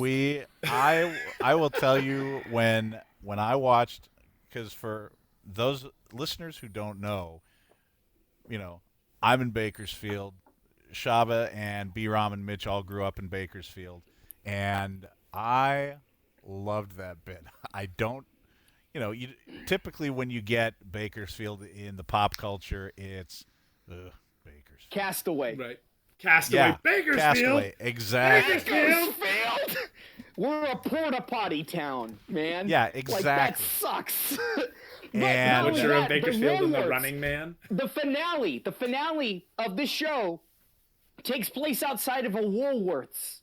And Bakersfield is the Wentworth. last city in America to have a Woolworths, by the way. I believe it's actually Wentworth's in the show, but Is it it's Wentworth? certainly a stand-in. Yep. Oh man, because I just read what I wanted, which is Bakersfield lore. If they were like, You transformed it in your own little hex. It's Smith's Bakery. Like that would have happened, and I would have just been like, yeah, fuck yeah, Marvel finally is paying attention to me. Damn. I mean, I feel Also- like Dave has a slight affinity. You should have a slight affinity for. I feel like Jimmy Woo already is should be one of your favorites for his close-up magic love. Oh yeah. you know what? He is. And I hope that the rumors of a Jimmy and Darcy Files. show Yes. turn out to be a thing, because boy, I am all in I would love on that. I would have watched the hell out of Jimmy that. God. and Darcy's psychedelic road trip. That's what I would Yeah, love to see. just Hell yeah. like if yeah, I just like the idea of them investigating the weird shit that is developing. If they're not and- involved in Secret Invasion, Oh, I'm please. so pissed. Give yeah. them a talking dog and let them just solve Scooby-Doo mysteries together. I love it. They can repurpose the ice cream truck. Yeah. Have you ever noticed that the first person Typically, they yeah. Yeah. in Scooby-Doo Makes sense. is the Yep. person who did it? Every single episode, Yep. the first person you meet in Scooby-Doo I mean, did we not meet Agatha always first? did the crime. Yeah. Shit. I'm not even kidding. You know what? If you go back and Speaking look at of, it, the subversion of the Salem witch trial trope, Yeah. like, oh, Yeah. BT dubs, it's a Salem witch trial. The witches are running actually. the trial. Yeah. Like I was Yeah. like, oh shit. It's a witch Yeah. trial. Yeah. When she goes, "Are you Oh. a witch?" and she's like, "Yes," and then you're like, "Oh, she's talking to the coven." I'm sure you had Let an me- appreciation for that too, Dave, given your run by the fact that you witches. teach the Crucible for a month and a I half did. every year. And, and this actually brings me back to something I had started to mention last week, but was decided I was going to save for this week, since we were talking more directly about the show. Each of the magic users has their own color. Yeah, Oh. And that is one of a couple of things that we can thank James Yeah. Robinson for from his 2016 Scarlet Witch series. interesting. Yes, he introduces us to characters like the Emerald Warlock and folks like that. Each of the magic users has their own color. Even Doctor Strange, Yeah, has he's kind of orange, right? Yeah, he's Oh, got well, that kind of well, orange him and- color. Yeah, all those magic users are orange. Right. as I understand, there was the Doctor Strange music I'm under used the in impression that there post-credit was a scene. cameo with Doctor Strange shot that they decided then to save for DS2. Yeah, so I think they're hinting that She's getting second Yeah, billing. no, Scarlet she's Witch she's is gonna second be a billing. Like bigger that's part they of announced that the, really early on. second film.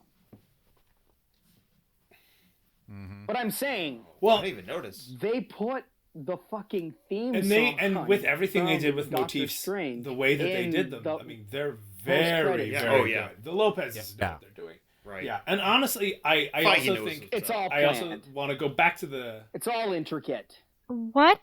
I mean, I Love Lucy is now rebooted. okay. Officially. They're digging up Lucille Ball from the grave. No, but you know what I'm saying. Like the little bits they're using. I mean, shot for shot, in the music openings, is a hint. The art styles, the shot styles, are they're all connected to something. Same thing with the commercials and the metaphors. Everything was very, very intentional. And Especially when they show the DVD boxes, like oh yeah, well, and see the DVD boxes. Yes. We did talk about this last week. How come they used Addams Family and not the Munsters? Because Right. that's clearly a Munsters those DVD motif, boxes not really a- messed me up. not an Addams Family motif. Yes. All right, can we talk about Nick at Night? This is what I wanted to talk about when I came into this originally. All right, I love me some Nick at Night. So, I loved growing up on Yeah. Nick at Night in the 90s. It was my favorite thing. HR Puffin stuff, mwah, chef's kiss. We're talking, you know what my favorite show was? Dude, I loved yeah. Petticoat Junction. In the trilogy of shows. I am a big fan of Petticoat Junction. He's a moving kind of slow. At the junction. I've Don't be petty, I've put never- on the coats. never seen Petticoat Junction, It was Neither a- have I. So, which Petticoat, Well- do you know anything about Petticoat Junction, Dave? not much. Which is weird because What? You've never seen Petticoat Junction? So it takes place in the same universe as Green Acres. Green Acres and... Can you remember? Beverly Hillbillies? Beverly Hills. You got it. I'm so Oh proud of shit! you. Because it takes place at the Shady Rest down the tracks from Green Acres. Green Acres, yeah. And Green Acres is, I think, Why, where Bryce, why are you now the Nick at Night expert? the I thought that's why because I was freaking brought love on. Petticoat Junction. I had a huge listen, ladies of Petticoat Junction. Ladies of Petticoat Junction, I know that you are older than I now, and you might not even be alive, but if you are listening to this, Nicole, I love you. The blonde from Petticoat Junction, if you're alive still, I know you're on Hee Haw. Hee-haw. Wow. Wow, back to Bakersfield again. The first time I ever heard the song Up, Up, and Away. The first time I heard the song Up, Up, and Away in My Beautiful Balloon was actually on Petticoat Junction. They sing the song in an episode, like, as a performance thing. But that show is, like, I mean, it was my jam. And I can't watching believe this that show, this is the thing I think we are because of relating things on. like During this. I know, right? But because of things like Nick at Night Yeah. and TV Land, I mean, I didn't grow up watching Dick Van Dyke per se, but every other show You they've didn't referenced, grow I'm like, I up know watching exactly. Dick Van Dyke? Yeah. You're a dick, my No, Van Dyke. Saw a few here and no. there, but Dave did though. Dave watched Dick Van Dyke. Dave grew up. All this stuff was on Nick at Night back in the early days when Right. Nick at Night wasn't its own channel. Yeah. It was literally Well, yeah, no, Nickelodeon nighttime at night. programming for At night, Nickelodeon. yeah. I remember Yeah. that. And so I was watching Dick Van Dyke, The Many Loves of Dobie Gillis, The Many Loves The- of Dobie Gillis. Boy, I've heard that a million Patty times. Duke. The Patty Duke Show. Oh my God. You know, Patty Duke. yeah, if stuff you're like that. out there. Line up behind everybody Patty else. Duke is hilarious and beautiful. Sue me. Anyway, Dave. yeah. So but all these shows Yep. are available in reruns. Mm-hmm. You know, and they obviously are the refuge, the safe space, if you will, for Wanda. Makes sense. You know, because they Yeah. Yeah. you know, they take her back to a happier time. And it's interesting because they're the thing that she remembers from her childhood, like being the safe space. But like her childhood is filled with trauma. Yeah. It's like the Yeah. only part of her childhood that like The she has bombing that's still scene, like holy somewhat crap. positive. Except she was literally watching the Dick Van Dyke Show But- while she was hiding under that bed. But Waiting to get that's still the exploded. happiest memory in her life. So she Can gets we- exploded. Can we talk about though? Can we talk about the fact that the explosion happened No. and it wasn't a transition? It was Yeah. just straight up an That was explosion that cut to nuts. black. Like, And then and she they was both saying, fly I forward was for there like for a 3 days. frame. Like, fuck! Yeah. Yeah. It was nuts. And because I remember Brian and I looked over at each other when we realized like that wasn't them ending the flashback. It's No. still That there. was the bomb. Nicole, what did you think? Of the bomb? All of it, yes. God. I mean, like, I'm not even sure where to start. Like, did that hurt you to see? Like, somebody enjoying Oh. something so much and then getting destroyed?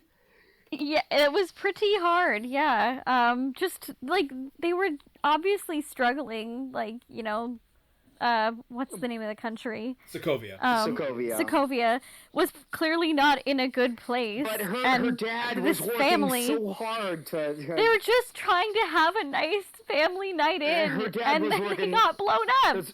Her dad was working so hard to make a good night. And they got Yeah. fucking bombed. Gosh. Yeah. And, like, the mom looks out the window. I know. The bombing sees- scared me, by the way. I jumped. Oh no, we both did too. Yeah, I absolutely jumped. It's a great show. It's a great show. I wanted to complain about the finale. I can't. Here's my thing about the finale. I want to talk about the actual. Okay, like, so we're there now, yeah. yeah, well, and I don't, not even just like now analyzing the finale. Here's why I think a lot of people were underwhelmed by the finale. I think that the finale suffers for three main reasons. Number one, the actual finale should have aired last week. It should have been They one should have episode. aired them. I don't think they should have been done to one episode. I think shown it should have both. been one episode. I But think they continue should with your have theory. shown. I'm sorry to interrupt. I think they should have shown both Episodes. episodes together as the finale. Ah. Because everything that leads up into it, you think, oh my god, we have one more episode left. What else could they do? I disagree. And literally, what else could they do was fight and then What close else it all could up they and do button is it a up. problem. That's a But- fucking problem, man. But- and if that's- you that's ever say that, number two. you have a problem. Well, and that's here's the thing that leads me to point number two of why the finale I think is suffering is because you hit us with Monica Rambeau as Photon, Yeah. Evan Peters showing up as Quicksilver, the crazy Agatha reveal, The Agatha reveal Jimmy was- Woo and Darcy both showing up. Like, you've hit us with all these amazing cameos. You've hit us with all these amazing holy shit, we have to talk about this moment. Mm-hmm. And when Brian and I finished the episode, like, we saw each other later in the day, we really didn't talk about it very much. And every other Yeah. episode, we've been like, holy crap. shit. And this Yeah. episode, Yeah. we kind of just didn't have much more to talk about But because it one just kind of episode buttoned everything would up. have covered it enough. I don't think so because the last week's episode wasn't the big fight. It was we have to find out. big We have to reveal. I understand get it, but I how wanted the this TV happened. evolution to lead up to the MCU evolution. And then that would have been the finale. I think last week's episode and this week's episode should have been one continuous airing all together. If they had done it What's in your third a full, reason? My third reason, the Ralph Boner reveal is such a 12, whatever. it is I either a love you, letdown. It's either a horrible letdown or it's a red herring. No, it's Either a way. red herring. But no. I mean that him being Ralph Boner is a red herring. Oh, him being okay. But so like, no, I mean, I heard like Tommy in our group chat was like, I don't think that they should converge at all, and I'm like, listen, I don't mind that. I don't like the idea of them happening all on one Earth because why would they never have shown up at all Yeah, up it until doesn't now? make sense. it's but a I red love the herring idea fun, of saying, for a fun way. Like we that's brought what's in- good. That's what's fun about the show. The show was fun. Like, Dude, can we but just on get a- over on an the fact industry that- level. that anything? This show was fun. It's Sure. Yeah. fun, and But if you but can't Mitch- enjoy that it's fun, then get the fuck out. But Mitch, on an industry level, bringing in Evan Peters is either a plan or Or a fun. giant fuck you. Or giant troll. Because I don't think it's I'm either no, or I'm sorry. fun. There is Wait, no way you wait. put Evan Peters into this show with the intention of like distracting people without fully expecting that people will be fucking livid. But of Because course- frankly, of but that- everything in this show, if that turns out to be real, I'm going to He's be not mad. Quicksilver in this, man. Like, it's fun. It's just there to be fun. I think it's there to Why- be fun. Fun. Why Evan Peters? Why is it okay for for the Grim Reaper's helmet to be an Easter egg that doesn't go anywhere, but not Evan Peters showing up as Pietro. I don't think that is completely done either. I like the idea that I mean, we the do have a Simon director- Williams in a movie. Well, we poster. have a Simon Williams. We also have a fully a physically reconstituted Vision floating around out. Ooh, yeah, Yeah, we After- do. After the Ooh, confrontation in the that white library, That White Vision. White Vision. Can we talk about the scene where they talk to each other? Oh, That that is was one of the so greatest things. well done. I need as So many done. memes as possible of White Vision going, I request elaboration. My favorite meme I would want to make. I don't know if it's been done yet, but it's the Spider-Mans pointing at each other. Yeah. But it's done with the Visions. visions. Yeah. I like it. I like don't it. know if it's been done yet, but fuck, man, that would be. I funny. need one. Yeah. Yeah, I think the Grim Reaper hint is clearly intentional, and I think using Evan Peters is clearly intentional. I don't want somebody to show up and be like, I heard something happened in New Jersey, and we've been hanging out on Utopia or whatever. But you Genosha honestly or think whatever. he's like Quicksilver? I honestly think he is X-Men Quicksilver pulled from another universe and fucked up in the head because of it. But he's got a headshot. He has Sure. a mugshot. He has a In the Not a regular picture. mugshot, buddy. It's A in the mugshot hex, is man. very different. It's in the hex. He's got That's a the thing is, headshot. He's a- got an actor A headshot. military van is different than an ice cream truck, but in the hex it got changed. Why wouldn't his house? Why wouldn't his person? his Touche. name- Touche. Dotty's name. This episode was changed will to, be a or million Sarah's hours name long. was changed to Dottie. know. Like there's obviously a big, and we're gonna have a Deadpool movie that's in the MCU. Like we're going to the point where Is 3 there is- confirmed? Yeah. Mhm. Oh yeah. And Feige's like, no, it's going to be an MCU movie. We're working with Ryan Reynolds and the writers on it. Like, Yeah. It's very much in it. And I mean, not to go way fan theory or whatever, but the final fight of Deadpool 1 takes place next to a fallen helicarrier. Yeah. Yeah. It okay. does. Hmm. Yeah. That's And pretty it's big. shortly after Winter Soldier. I don't know that we're going to see very much of this in this movie, but I feel like, or in this next show with Captain America and Winter or Soldier. Falcon and the Winter Soldier, I mean. Well, how do you guys rate But I this? really... Do you love this like a lot compared to other Marvel oh yeah. stuff? Marvel movies? No, it's definitely in my like top 5, top 8.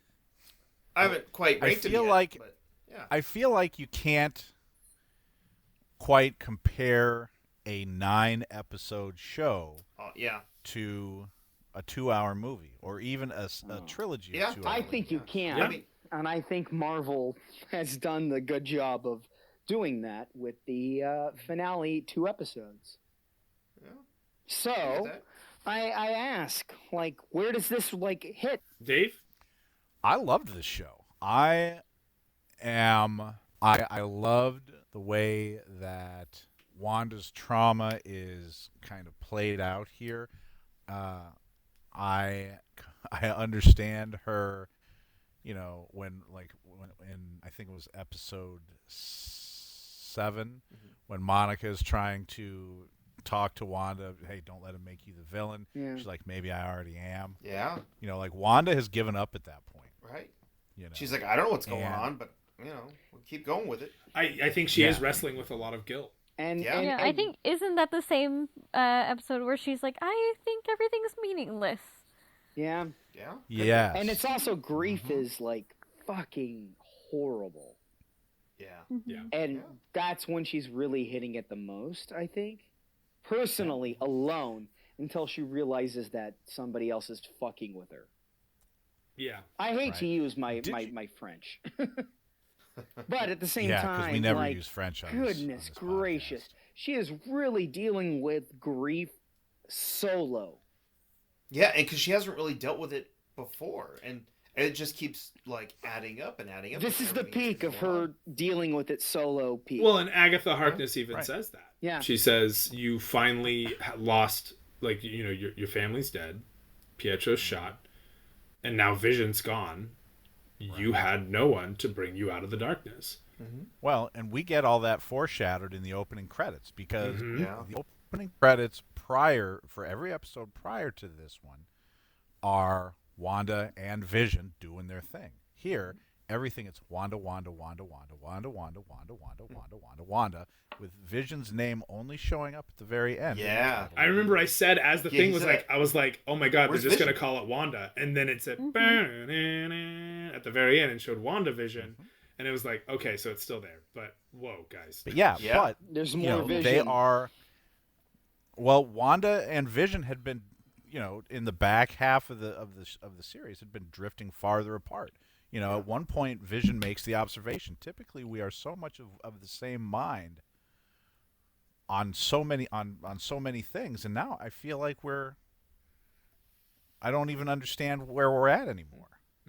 Yeah, I mean, hell, he kind of like he kind of lies to her, like, oh, like I'm not gonna go with you guys on Halloween. I'm gonna go and just Be on neighborhood watch. or neighborhood watch. something. Yeah. And he just does his own like fact finding mission. Oh, I love the neighborhood watch scene when Yeah. he chews gum. When he gets gum in the works. Yeah. Gum in the Yeah. works. I love that. That So is a good. very sweet touch. I love the magic show. Obviously, The drunken obviously, magic Dave scene. loved the close magic. Yes, yes. That was great. Is So that good. how mirrors work? Is that how mirrors work? Hush. Nicole, in the grand Yes? scheme of the Marvel universe, like where do you place this? I really liked it. I really enjoyed it. I'd probably give it like a 9 out of 10. That's a high rating. Yeah, I thought it was very good, very well done. It's interesting that when Phase 4 was first announced 2 years ago at Comic-Con, I was really underwhelmed. I'm like, Infinity or Endgame just happened. Everything kind of got like closed up mostly nicely, sadly, but nicely. But like all these things that are coming out, like Eternals and that kind of stuff, like I was just like, I'm kind of okay now. I don't really need another Marvel movie for a little while, but there was like 3 planned last year, and then the pandemic happened, and then nothing came out. I'm not gonna lie, I really, honestly, really am nice. kind of happy with that. Yeah, The fact that like- we delayed. I mean, don't get me wrong, the pandemic's awful, and everything that's happened in regards to it has been just a shit show. But the absence of a lot of these films has really alleviated a lot of franchise fatigue for me. No, fatigue was like, Fatigue is huge. Yeah. And so it was really nice that this was the first one back, because this wasn't a typical Marvel movie. We didn't get a whole lot of action till the last episode. Everything, it was just so completely different and so refreshing at the same time. And now that I'm like, you know what? I'm back.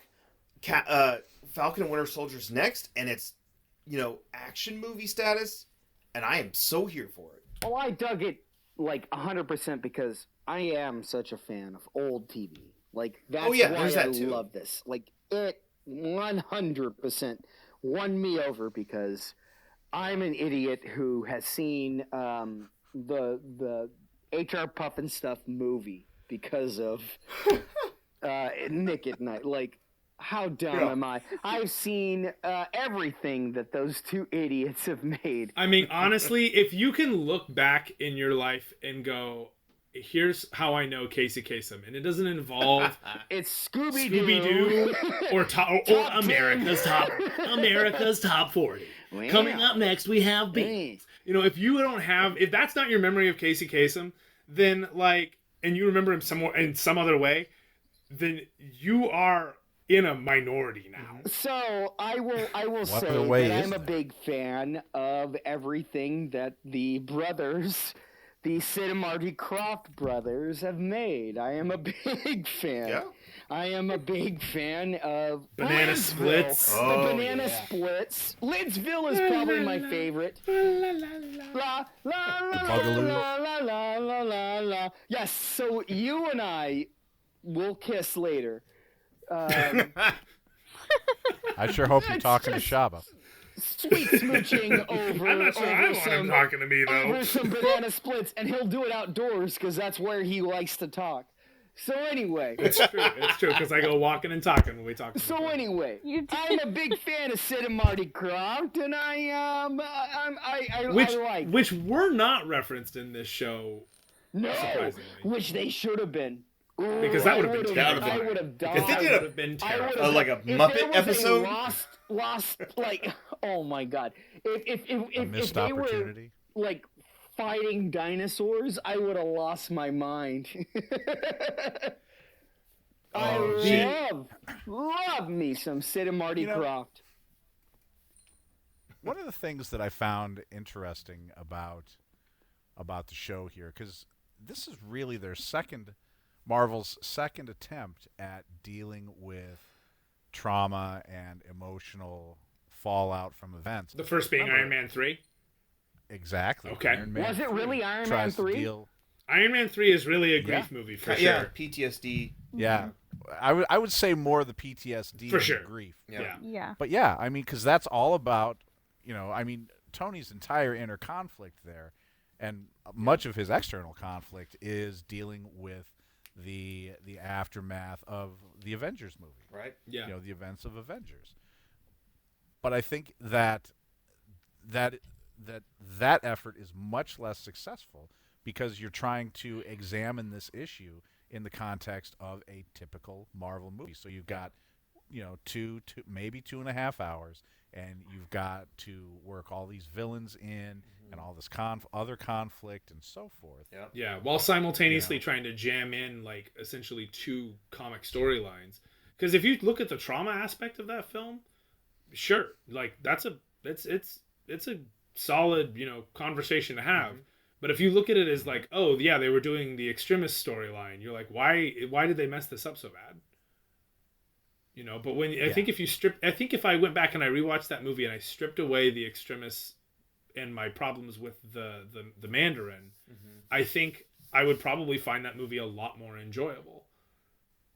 Yeah, I wish they had been just more straightforward with the Mandarin. But Right, once you shoehorn the extremist storyline in there, you almost have to make the decision that they did with the Mandarin character, because he has to be a much more important player. Yeah. We're talking 3. He has to command. right? Yeah. The Christmas one, written by Shane Black. Yep, that's the one. I've been in Shane Black's house. Whoa, of course you have, you fucker. Whatever. If you'd been wearing the right T-shirt at the right time, you would have found I would have it. been there too. Don't make fun of me. But yeah. Anyway, sorry, Dave. You were talking That's about okay. Iron Man 3 being the first time they've kind of addressed the dealing with the Right. mental fallout. And because it's just less successful because they don't give themselves the room to address it properly. Right. I mean, if they had Wow. approached that story as, with the same amount of space that WandaVision had, Well, Yeah. then It would have been. Can you remind me about like what the mental health was in 3? well, Tony is having night terrors and He's seen space. He's seen some shit in space. He went to space, saw Yeah. a shit ton of aliens, blew them up, and he's Yeah. like, "We're not the only ones in this universe, in this galaxy, and there's they're- armies of them. and they're frightening." Look at Yes. B-Rum. yeah, and he thought look he at was it- going to die. He Yeah. went up there to Yeah. die. Jesus Christ. Yep, he fully He- intended, yeah. fully expected to not come He back. grabbed a nuke and flew it into a portal, and then luckily Yeah, he made it flew out. through a freaking portal. Yeah. Yep. And so this is the mental he- health? And so he comes where out was of him that. coming in and talking about like mental health. That's him. That's what his like journey when he's all in His- solitude is kind of about. Yeah. See, I need to He was rewatch it. every- I need to rewatch Yeah. it. I need to rewatch His it. every decision that he makes in 3, almost every decision that he makes in 3 is informed and affected by his trauma. Yeah. His what's the word I'm looking for? His Damage. The egotistical damage. threat. Because his I remember, what's her face? Pepper. Pepper, like dies, right? Or like Sort of. leaves him. Kind of. Yeah, it's a whole thing. She gets See, the like extremis I need to in her. rewatch it. Like I'm Yeah. I'm sorry, I'm a bad guest, but No. You're fine. I But think And Wait a Dave- minute. That's not why you're a bad guest, Mitch. listen to me, Dave.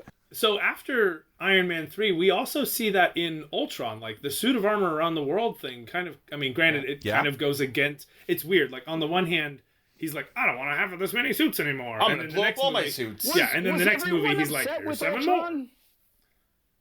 Yeah. I didn't love it, okay. but I enjoy My it more problem now. is I loved that as a comic.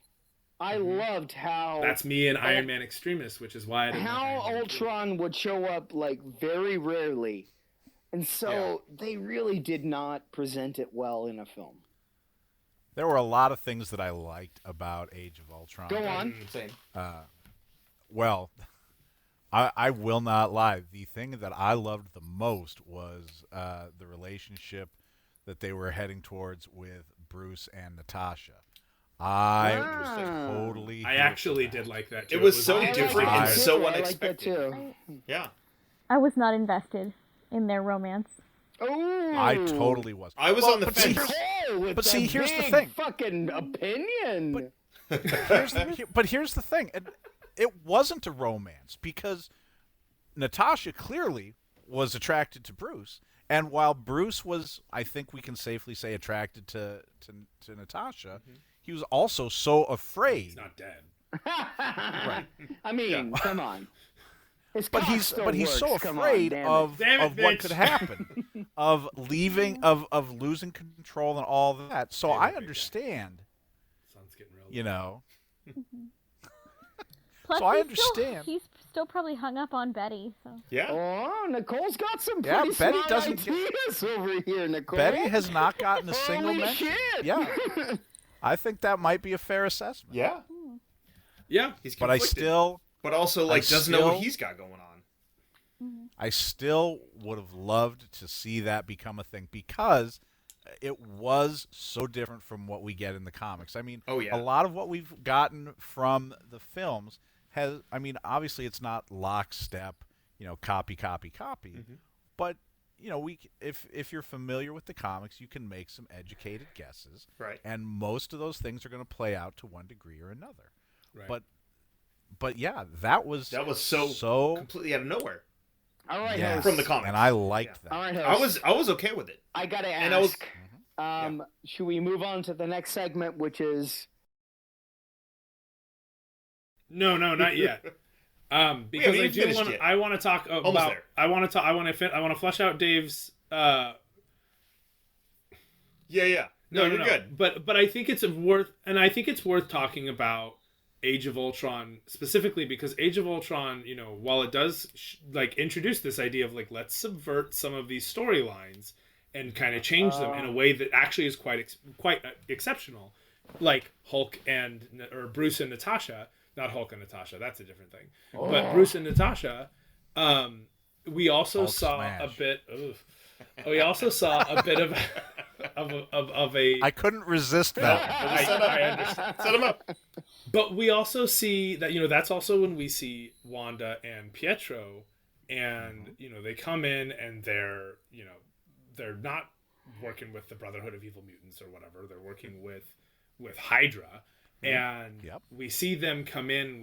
They're very, very, you know, foreign and Sokovian, and they come in, and a lot of everything that happens in that film really does kind of inform her Pietro trauma that does eventually come into play in the show. And I really, really enjoyed watching essentially like when she deals with it in the reality or in the Talking Head episode. That's the point when she kind of has to go back and go, okay, that wasn't Pietro. I don't have that power. In fact, this makes it almost worse because now I'm kind of. But he's grieving also him not. He's not again. like silver. Like he's not. Like he's. But even regardless of whether he is or isn't, Wanda at that point has accepted that he is not. her Even if brother, he and she- is another her Quicksilver. brother. And she but she thought he was. Yeah, for a brief At least second, she's like, temporarily. I thought maybe he just had a different face. And even if I'm right, and he is the Quicksilver from the X-Men universe, he is still not her Pietro. Not her Pietro. Not her Pietro. Hashtag not her Pietro. Hashtag. Not my Pietro. Not But- mine. Except he's my Pietro, for sure. Oh man, come on. If you're The out best there He's everyone's. and you want a date, So You with handsome man. this date or Dave coming back around now, circling it all, lining it up, pulling out the shot that Mitch will not be shooting. This particular show now is readdressing grief for the second time in the Marvel universe. so grief for her brother is so fucking strong. Right, and for Vision too. So Dave had like a point he was getting toward, and I know we've been sidebarring and circling, but let's land the plane. So the one of the reasons that I think this is so successful is because they give it the space, to breathe, to be able to allow Wanda to work through her traumas, to even though she doesn't realize that's what she's doing, and she spends so much time in denial about it.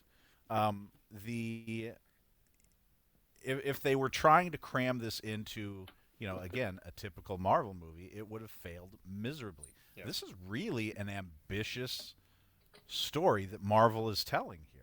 Can I make a counterpoint? Sure. Thor Ragnarok, Iron Man 2, Spider-Man Homecoming, or Far From Home, all deal with grief as well. A little bit. But not as in-depth or as Not much as in this depth, one, though. not to the level that Wanda's going through, because Wanda straight up lost her husband. But I do think that they've been kind of moving toward properly addressing this all along. Like Ragnarok, he really is kind of going. He eventually stands up and says, "Oh, I don't have to just my father's gone and my mother's gone, and that's really, really hard. But I have to rise up and deal with this." He kind of deals with his trauma just a little bit beforehand. Spider-Man, Also very I just different. recently watched Far From Home. Tony is all over that movie. Yeah, that's true. There are shrines to him in every city they go to. Oh, He's on shirts, he's on masks, he is everywhere because he's the hero of humanity. But it's a constant reminder to Peter, and he doesn't really address it, but it is there. And I feel like the Marvel Cinematic Universe has all along, because even in Iron Man 2, he's freaking out because he's like, yeah, I'm dying. This is poisoning me. And he's still kind of recovering from the fun V. Yeah. Because he but he deals with it in a sort of manic way, and Peter deals with it in a sort of I'm not good enough, and eventually he's like, I'll deal in the moment way. And Thor is like, I have to rise up and lead my people. But Wanda's the first one to go, I need to not just deal with this. I need to do this for myself. Not even just do this for myself. She needs to actually look this grief in the eye instead of find a way to move past it. Yeah. Yeah, because even So I guess it's not She has to counterpoint. It's a accept it. piggyback in the She end. has to accept it a little more than anybody else. Yeah, counterpoint to this has never been addressed as well, but also piggybacking on that, they've been kind of trying to find a way to address this appropriately. Okay, I'll concede that point. I think that Wanda is even in the 11th hour, so to speak. When Agatha wakes everybody up, and Wanda's telling them, you're going to be okay, everything's going to be fine, and so she's still in denial there, but the people are like, no, we are suffering because of you. Yep. Like Norm even says, when you let us sleep, we dream your nightmares. Oh, Yeah. Oh, that was was and then what nuts. happens as soon as she tells them it's fine, they start choking. Yeah. Like she's harming them in just trying to be like, no, you're gonna be okay, and trying. No, to, she has a little bit of a freak out. Yeah. Because they're all talking at her at once. And they'll They're start all walking towards her, too. Yeah, The and voices then she are very freaks loud. out. And because they're all talking to her at the same time, and Agatha's yelling at her too. She's like, stop, and then she shuts them all up by by starting to choke them out. Yeah. So, Yeah. But again, not like fully looking and addressing that grief. right. Yeah. Which I really liked that subversion of the original story in that she chooses to let her kids go because she Yeah. knows she can't keep them alive forever. And that, I mean, let's face it, they've lived for like 7 days, Yeah. Yeah. you know, but like in the comics, and I don't know if you know this, Mitch, but in the comics, or Nicole for that matter, Nicole knows, but in the comics, Dave can explain it better than I can. So Dave, why don't you just briefly explain how they disappeared? Well, because they are a creation of Wanda's magic, basically if Wanda either A, isn't in the room with them, or with an increasing frequency, B, just sort of allows them to, not be the full focus of her attention, they sort of disappear. There's a bit in one of the comics where their original nanny comes tearing out of the bathroom, hollering that the kids are gone. The kids are gone. And Wanda's like, what do you mean? And she's like, I was giving them their bath. I turned to grab the towels. And when I turned back around, they were gone. They're not in the bathtub. And Wanda goes in there, and there they are, playing in the bath. And she's like, and the nanny's like, wait, what? And it, as it turns out that they, the kids were part of, Wanda had kind of fashioned the kids around these two fragments of Mephisto's soul, which is a whole nother. It's a whole nother podcast. It's We actually literally did that. another podcast. We actually this time. did that podcast. Yeah. But it comes to the point where Mephisto's like, yeah, I'll be taking those back. Wow. And so And then they that- wipe Wanda's memory, and she doesn't even Yeah. know that they existed in the first place. Yeah, Agatha, in fact, wipes Right. Wanda's memory because after this, as these incidents with the are starting to become more frequent, the first nanny's kind of freaking out because she doesn't know what to do, and so Wanda and the Vision bring in Agatha Harkness because she's Wanda's magic tutor in the comics. So and Agatha has experience nannying unusual children because she originally shows up as Franklin Richards' nanny in Fantastic Four. Yeah. So Yeah. Wow. I mean, and that kind of takes us to sort of the end of this last episode with hearing the kids' voices at the very end.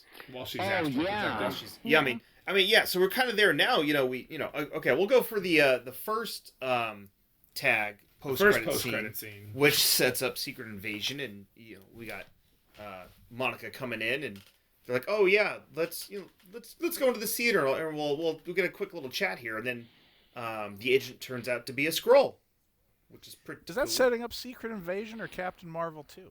All of the above. Yes. Yeah. Fair enough. Yeah. I'm not sure which one's coming out first. I'm guessing Cap Marvel 2. Yeah. But yeah, we know like that could involve the Skrulls. They already said it's going to involve Ms. Marvel, which Nice. yeah, and that TV show is coming out next year, which is cool too. Yeah, they just cast, like, within the last couple of weeks, they just cast another person for the show. Oh wow, because they've been shooting the show for a couple For the months Secret now. Invasion show? No, for the Miss Marvel show. Yeah. Oh, I forgot she's getting a show. Yeah. They yeah. cast her and Bruno and Nakia like 5 months ago, I want to say. Sounds about right. Something like that. And then there's been a few other characters that hadn't gotten mentioned yet, and they either cast or at least they revealed who the casting was for a couple of other. The girl who kind of bullies her in the beginning and then ends up becoming her friend, I think was the most recent announcement that they made. But yeah, so Miss Marvel is coming up. And then Photon, of course, if she's Photon, we still don't know what they're actually going to call her. Yeah. Could be all the different names, but yeah. So we have that post credit scene, and she's like, "Oh, he wants to talk to you," and she's like, "Where?" And she kind of points up. We're like, "Ooh, it's probably Nick Fury, who's Hoping Which, so. well, and given that Monica had been grounded since she unblipped, yeah, she could have already going been to space. up there." Yeah. Yeah, because she wanted to go to space pretty quick, and then Yeah. Hayward was like, "Sorry, the protocol says that you're not allowed to." Yeah. And then he invokes her mom's name, and like that's like as the reason for why she can't do it because of that protocol. But now I'm not sure that I fully believe that either. I don't Because trust I I don't gotta trust admit anything about Hayward. They got to be Yeah. doing something more with him And later on. I mean, you look at that whole conversation where he's like kind of trying to be sensitive by saying, alive versus or back to life versus Online. back online. Online, yeah. And like Yeah. with the first time it happens, you're like, you're such a dick. But then after like the second watch, I'm like, maybe he really just He's doing is that. actually being a dick. Yeah, he's doing that on purpose. Yeah. Hey, can we pause for a second because I need to pee. Yeah. Thanks. I'll be right back. You got it. Which means I could 10-1. check this. Everyone pee, bro. Joke's on you. The three of us over at my house have already peed. Yep. We just snuck off in the middle of it. Oh damn. This We took a sneaky leak. Oh shit! Well, holy shit, that's the funniest thing I've heard. Love it. You win. Yeah, when we do the editing down on this, like Dude. I enjoy at least the beginnings of the. Sneaky leak. Come on, that fucking wins. Jesus Christ. That Love was it. way too funny. Keep that for the clip show. But I'm happy when to you do talk to the you for editing, once. Because Sneaky Leak is a great joke, bae. And, fuck. Bryce is a lucky motherfucker. He's a nice man. I like him. No. You could do better, honey. hey Mitch, you're peaking pretty bad right now. Okay, I'll try not to peek. No, you could also just like adjust your decibels. I know, I'm gonna try. Oh, okay, that's good. Yeah, when you edit it down, you can like obviously keep the beginnings of the of your proposals, but I would legitimately like cut out like a I good can't 30 to believe 40. we're talking to Ziggler. Holy cow. We've had Dave on so many I know, episodes. I He's know so that. freaking great. It fucking cracks me up. Hell yeah. Nicole, you know that Dave was my your teacher, forensics right? coach. Yeah, and he and Mitch were actually in a play together. Oh, yeah. I did tech on that too. I should bring up some stories from that show. Yup. We should absolutely. So here's what I want to do, Mitch. Oh, no. Dave has been considering getting into Neon Genesis Evangelion. Oh, They already started, right? He's already started watching The it. greatest. No, he hasn't watched on Netflix, has he? I don't know. I don't know exactly how he's We'll doing check when he it. comes Because back. What Netflix did is they the do? worst. What did they do to it? Fucking ruined it. Then they cut out a bunch of stuff and then like redubbed Oh, it with like they- odd. Their redub was fucking terrible. Did they keep that version up? So Netflix redubbed it with other people. Oh, okay, now I can hear it. Now I hear why it's like electronic. Yeah. I'm sorry. Fuck that redub. Evangelion, fuck that redub. Fuck that redub, guys. It's the worst thing that's ever happened to Evangelion. Oh, that's better. Oh, I wish you'd done that early on. What have I done different? You adjusted your decibels. I I know what adjusted you my did. decibels so long ago. You sound less electronic now. You sound more human than Ultron right now. Okay, so either Ultron's way, James Spader. either way, that fucking redub that fucking Netflix did is the worst thing. Do not watch that. That's what I hear. So I didn't. Don't do it. So Dave, you back? Nope. No, that's okay.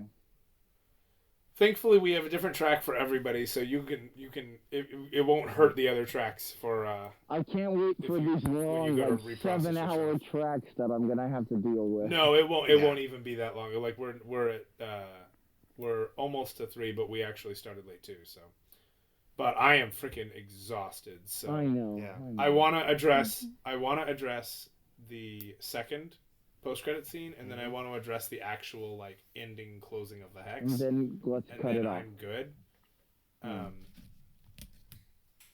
But that's the It's the roadmap. that's the roadmap for sure. Yeah, sounds good. You okay with Nicole, that? you definitely can. I know you have Nicole, more you opinions cool? than what you're saying. What? Nicole, are you cool with that? I'm cool. Okay. I know you're Nicole's cool. clear as day. Why is I Mitch didn't- so... Now Mitch is muffled. Any better? Any better? Any better? A little bit. All right. Well, I'm gonna keep trying this way. You guys keep recording my track, please, because fuck, I tried to record my track and it fucking stopped. My computer overheated. Oh fuck. Oh no. Weird. Okay, that's gonna be interesting. It'll be fun. I'll sound great for a second. And then there'll be another second where I don't sound great. Yeah. No, we'll have this one will have to cut down a lot more because like our side stories. I mean, each of them has like its moments. You tell me what you want to cut out, and I'll cut out a whole segment if you want. As long as it's on, like, I mean, the nice thing is you can cut everything up to okay, let's get back on topic, and as long as it doesn't sound like I'm like completely interrupting a worthwhile story that's worth listening to, like it won't, Oh yeah, but I'm saying like if there's literally a segment you want gone, it's gone. Like I can make that happen. Okay. I'm back. David's back. Boom. How does Mitch, who has bitched the most about our audio, have the worst audio right now? I don't understand. Oh fuck you. Anyway, okay. Sounds like so you have your microphone in your mouth. Yeah, you sound like an old recording of like Martin Motherfucker. Luther King Is this giving a better? speech. Actually, yeah. There we go. Anyways, Well, that clears things up. so that brings us around to our to the last tag, where we see Wanda in a nice secluded cabin out in the middle of nowhere, which I first thought was Wendigo Mountain, not that area. Mm-hmm. Yeah. I thought I it can was see the that. Eastern Sierras because Well, and then it really reminded me of Bruce Banner's cabin at the end of Incredible Hulk. Oh yeah. And it would have been kind of cool if it was. Then he's like, "Hey, here's a safe house where it's out in the middle of nowhere. If anybody needs to lay low for a while, like fair game." But no, I thought it was really cool. Kind of, it was just interesting that nobody showed up. It was just her drinking her tea, and then she was astral projecting, and there's these weird orbs around her, which I'm guessing could be like part of the multiverse portals or something. Mm-hmm. But then you hear like the kids yelling for her, which is like, oh shit, there's still a thing. yeah, are they Could still be a thing. are their souls trapped in some sort of limbo? Like what? Maybe there's an alternate reality where she and Vision actually managed to have the kids. Yeah, that could be it too. Could be.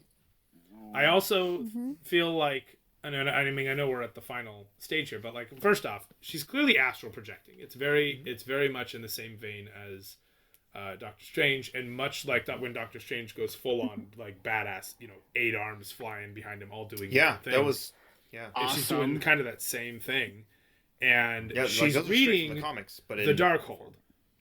Yep. Which we didn't even talk about, but like Agatha Harkness just freaking pulls out the Darkhold, and she's like, "Yo, you know that horrible dark voice that's beyond my age and station.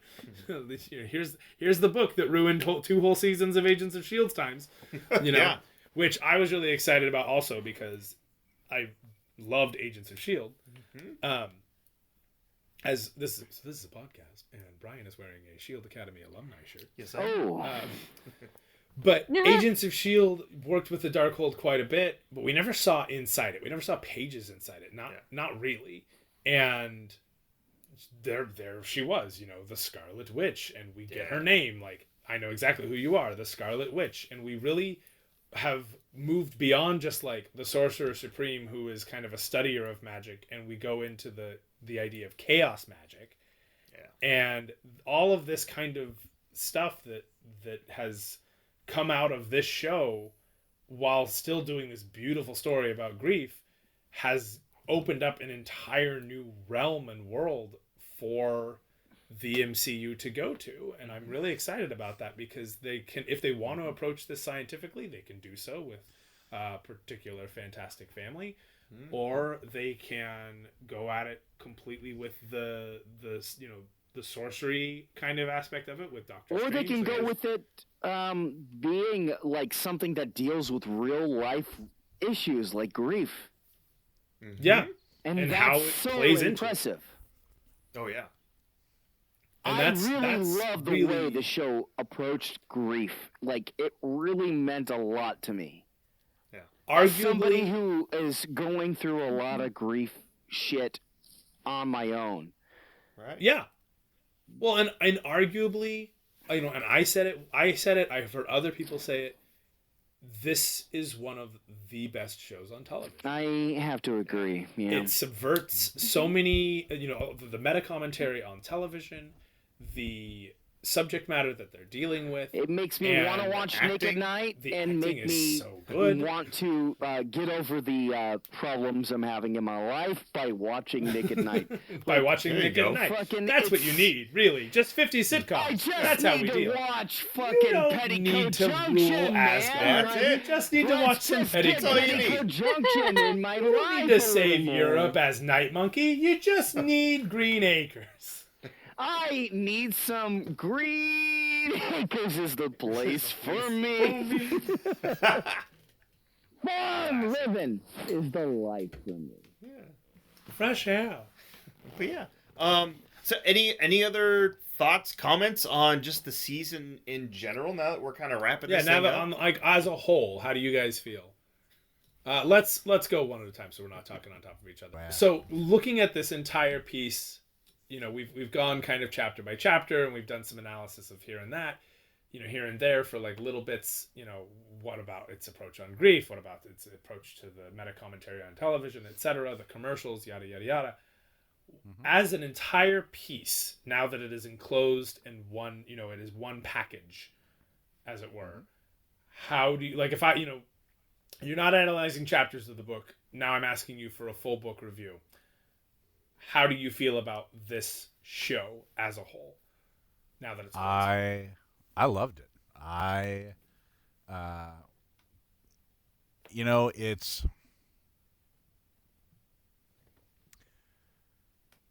I am looking forward to revisiting this show the way I do other favorite shows, the way I do favorite books, favorite comics, because I know that as I go through it again, I'm going to find new things. I mean, for example, I'm teaching Gatsby right now in my college prep classes, and I've read that book 50 times. Yeah.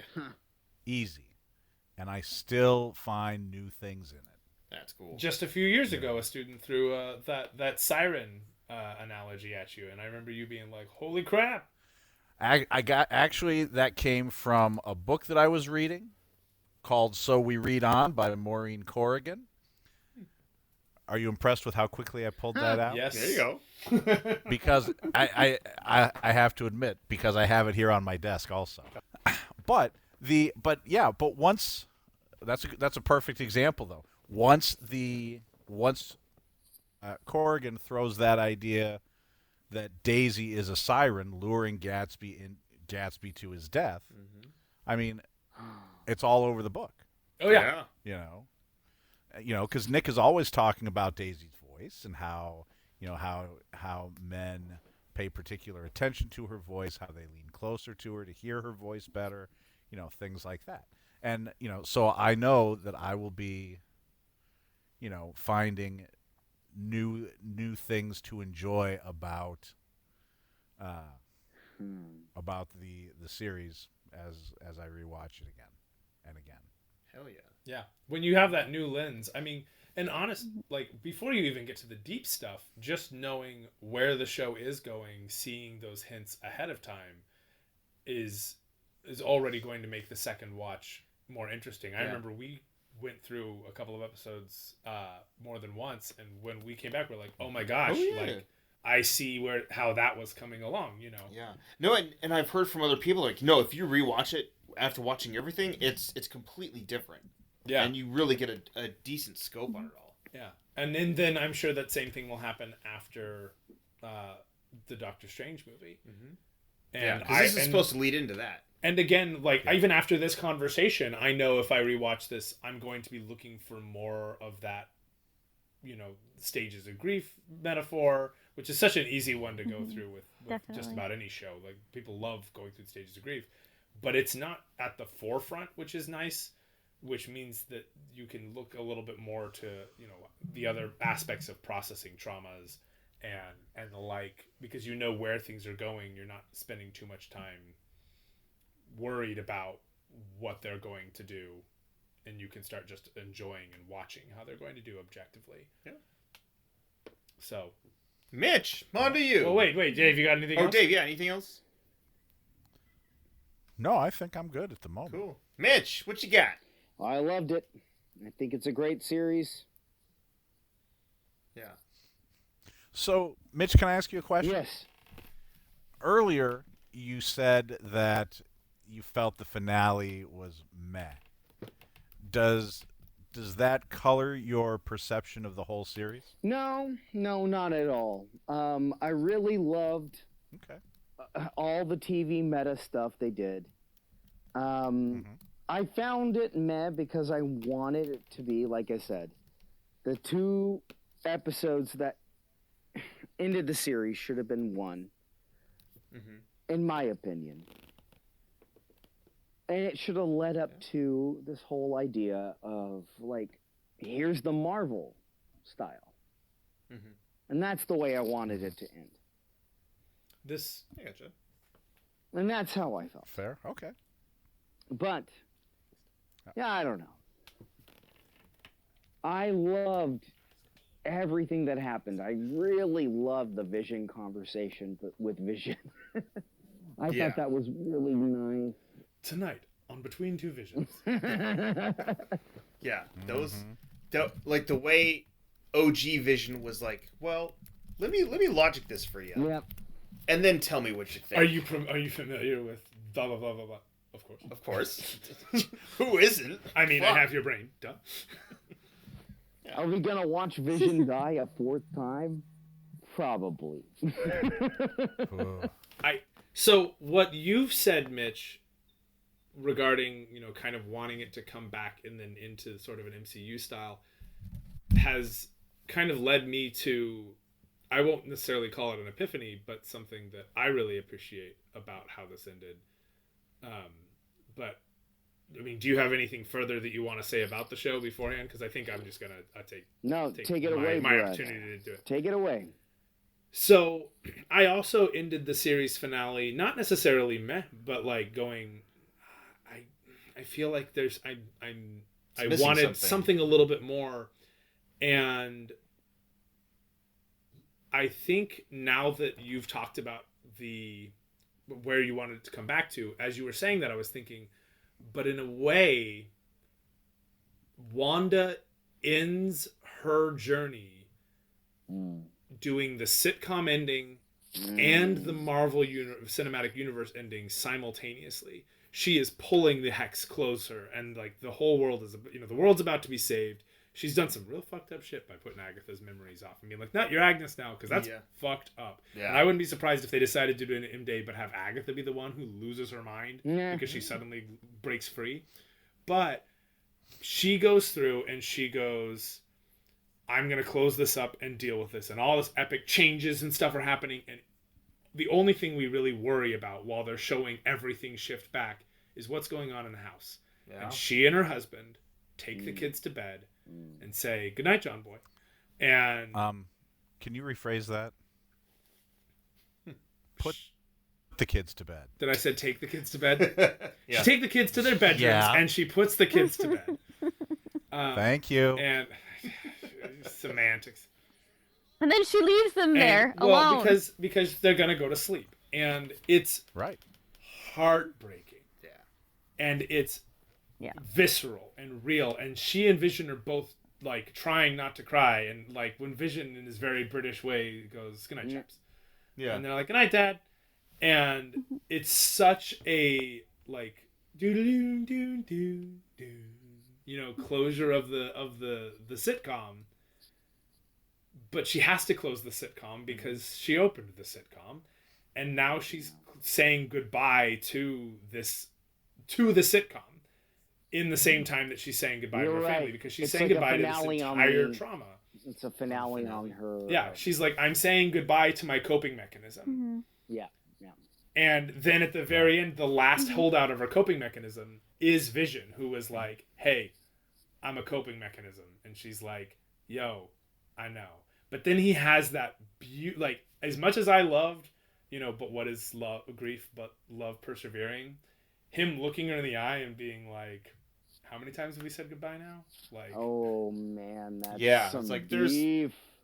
so Yeah. It's like, you hey, know, a little I something, look something forward on to top. our next hello. Yeah. Like, I don't remember the exact verbiage, but that moment for me was, Because we all know, like, oh, like, White Vision's still around. sure, and Right. not even for me, Yeah. like, while I'm just like, "Oh yay," But No. but does Wait, Wanda doesn't know know? what It makes happened my with heart WandaVision. hurt. but There's that, a lot of other that important moment things. of,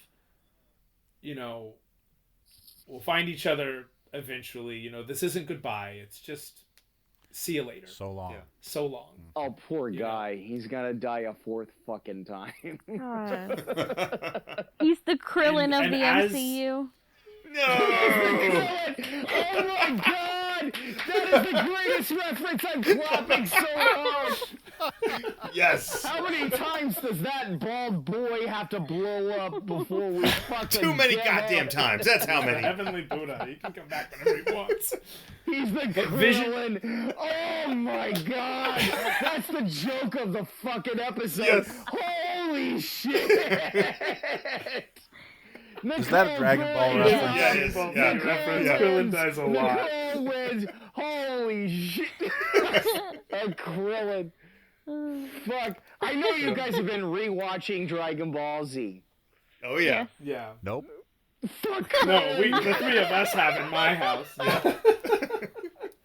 That episode's coming along. I can't watch Dragon Ball Z. Oh, of course not, His Dave. dad won't let him.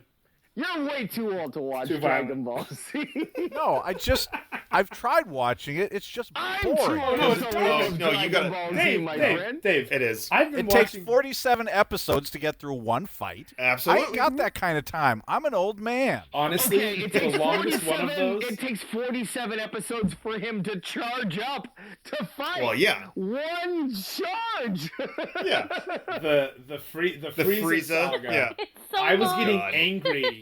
I was getting angry because I felt He's like I was just just being gathering constantly the teased. spirit of the Oh earth. God. This planet has 5 minutes left till it blows up. 7 episodes later. Dude, 5 dude, more I minutes. did the math on the saga.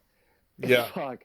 It's like for every 1 second you watch, it's 17 minutes. Yeah, that sounds about right. Oh my god. Isn't that insane? Anyway, she closes up the show. It's a lot like this podcast, by the way. She closes up the show, and she closes up the story with a great big MCU fight. Vision on Vision, and she's doing her thing with Agatha. Photon and the kids are fighting together, and like that little moment when she's like, "Cool powers," he's like, "Yeah, you too." Yeah. And we didn't even like touch on what she can do yet. We only see just a little of it. Oh in yeah, the she show. sucks up people's powers when they hit her. Mm-hmm. But then it just fell. Like the bullets The just bullets like, just "Whoop," fell? You know, Yeah. they Well, just she- like, were like, I we- feel like She doesn't even know what's going on. It almost still. looked like she turned into energy and they like went through her. She absorbed the kinetic Mhm. energy. she absorbed the kinetic energy. Yeah. That makes sense. Which Like a s- explain, especially when you watch her deal with Ralph, Mm-hmm. right? She absorbs the. You mean the his legitimate energy. speedster, Ralph? Boner?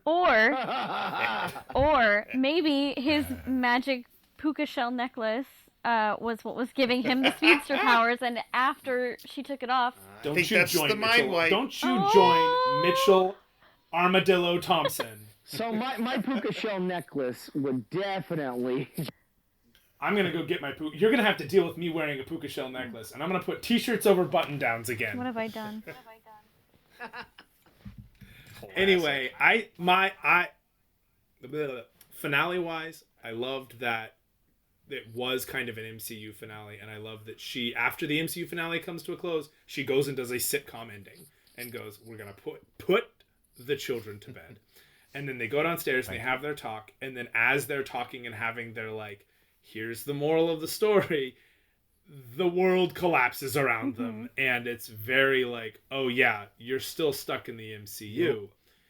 And as much as that does kind of color a little bit of my viewing, and as much as I wish that they could have gone back to, the TV format or something, they couldn't do that in a way that was healthy if the TV format was a representation of her mental trauma. If she's supposed to work through it, going back there is something that isn't really supposed to happen. So to address it in a less meta way, but still go, we're gonna have our good night, boys, we're closing the door together, family moment, Well, seeing her is to like me a destroy beautiful the house, blend of the two. seeing her like destroy the house and get Yeah. back to like the rubble that it was. Yeah, I think once I watched her see all those people standing around her, I'm like, those people Yep. will murder her. Yeah. Yes. And they're yeah. pissed. And she says it to Monica, like, they're never gonna stop seeing me as a monster, and she's like, that's because they have no idea what you sacrificed to save them. But she at the was same a time, she's like, it's my monster. fault. She was, but it was like her grief was that monster, really, and she Grief had to fight is that the monster monster. as Grief is she the had to fight monster. that monster as much as they did, but she was the only one equipped to do it, and they'll never understand that it was just as much of hell for her. Grief is In the the end. monster in this whole show, but the other Grief problem is the actual villain. The other problem is that like grief will fuck up people around you. Yeah. It And can be that's the toxic, whole and it point. shows that. It's And all about as a whole- toxicity. Yeah, And- as a and whole, I fuck. think this whole show really addresses that beautifully, and I cannot wait to revisit Yeah. it.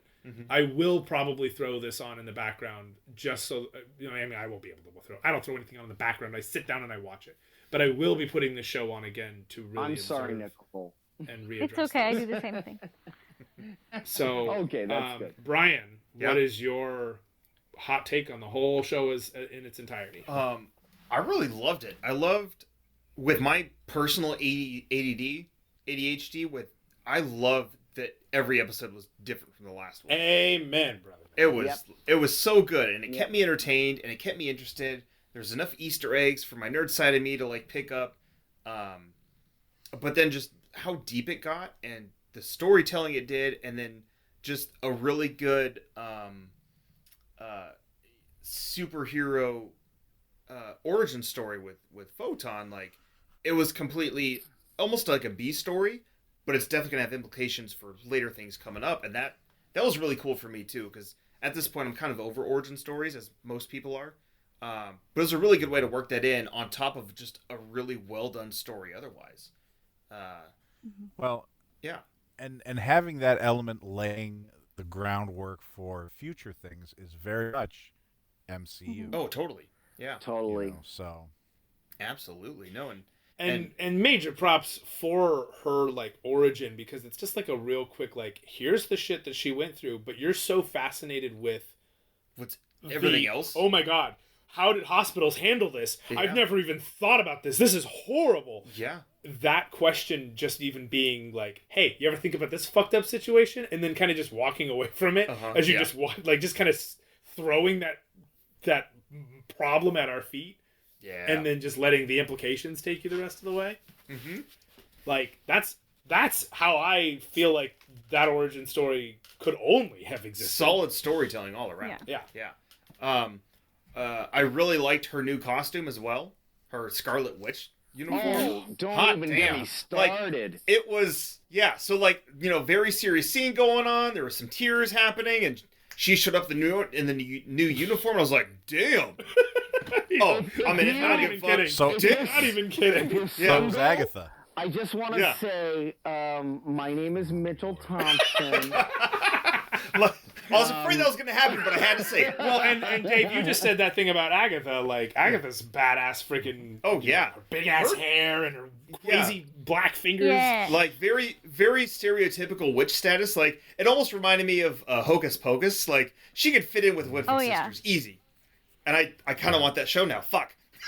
Agatha Harkness and the Sanderson sisters. Yeah. You know what? The three witches from Hocus Pocus with the zombie that they raised from the dead. Billy? Who is... Right. Billy? Yeah. Billy?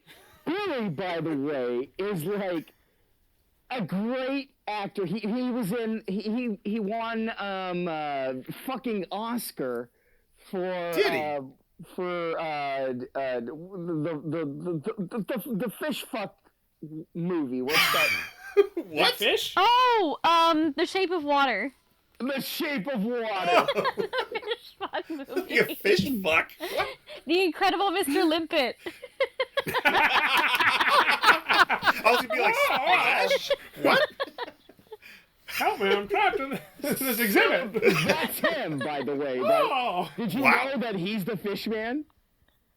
I did not. He's also Abe Sapien, isn't he? Oh, he's everything. No, man. Doug Jones. He's in, Doug Jones is Abe he's in Sapien. Discovery, the new Star Star Trek? Trek show. That is Doug Jones. Oh, cool. I didn't realize Doug Jones played the zombie dude in. He did. I only know this because I'm a dork. Welcome to the club, buddy. That's a good Brian, do you have any further notes on the ending of this entire show, or rather the entirety of this entire show? The only thing that I was kind of really bummed about was Doctor Strange didn't show up. I know we kind of talked about it earlier, but like, for as big of a magical event that happened, like, how did no other magical beings like show up? You like, what the hell's going on here? Especially the Sorcerer Supreme. Yeah, Team Orange should That's have shown a up good at some point. point to That's deal a with Team really Rebel good and point. Team Or at Red. least That's like a Baron really good Mordo be point. like, Yep. the fuck's going on? Like- but That's a very, very good point. yeah, but another thing I that had I also that question. the other thing I also thought about earlier, and I saw it online, and I reposted on Facebook. It's an article from Collider, and I still haven't read the article yet, but I love this title. It's WandaVision failed to deliver things that were never promised to me. I And read I'm it. like, this is genius. It's because there's so many people that and I've been talking to some friends over the last couple of weeks. Like, everybody has all these theories, and everybody's reading all these fan Is theories this online. Mephisto? Is this Mephisto? Yeah. Is Sparky Mephisto? Yeah, and it's just like everybody's so disappointed because everybody really got into these fan theories and try to figure out what's going to happen. And my stance, I don't like fan theories because this is what happens. You can't really just sit and be entertained by what's going on. You're like, oh, this didn't happen? Well, I thought this, and I read this was going to be a thing, and I heard a rumor that this was it, and that's not it. Like, I don't like this anymore.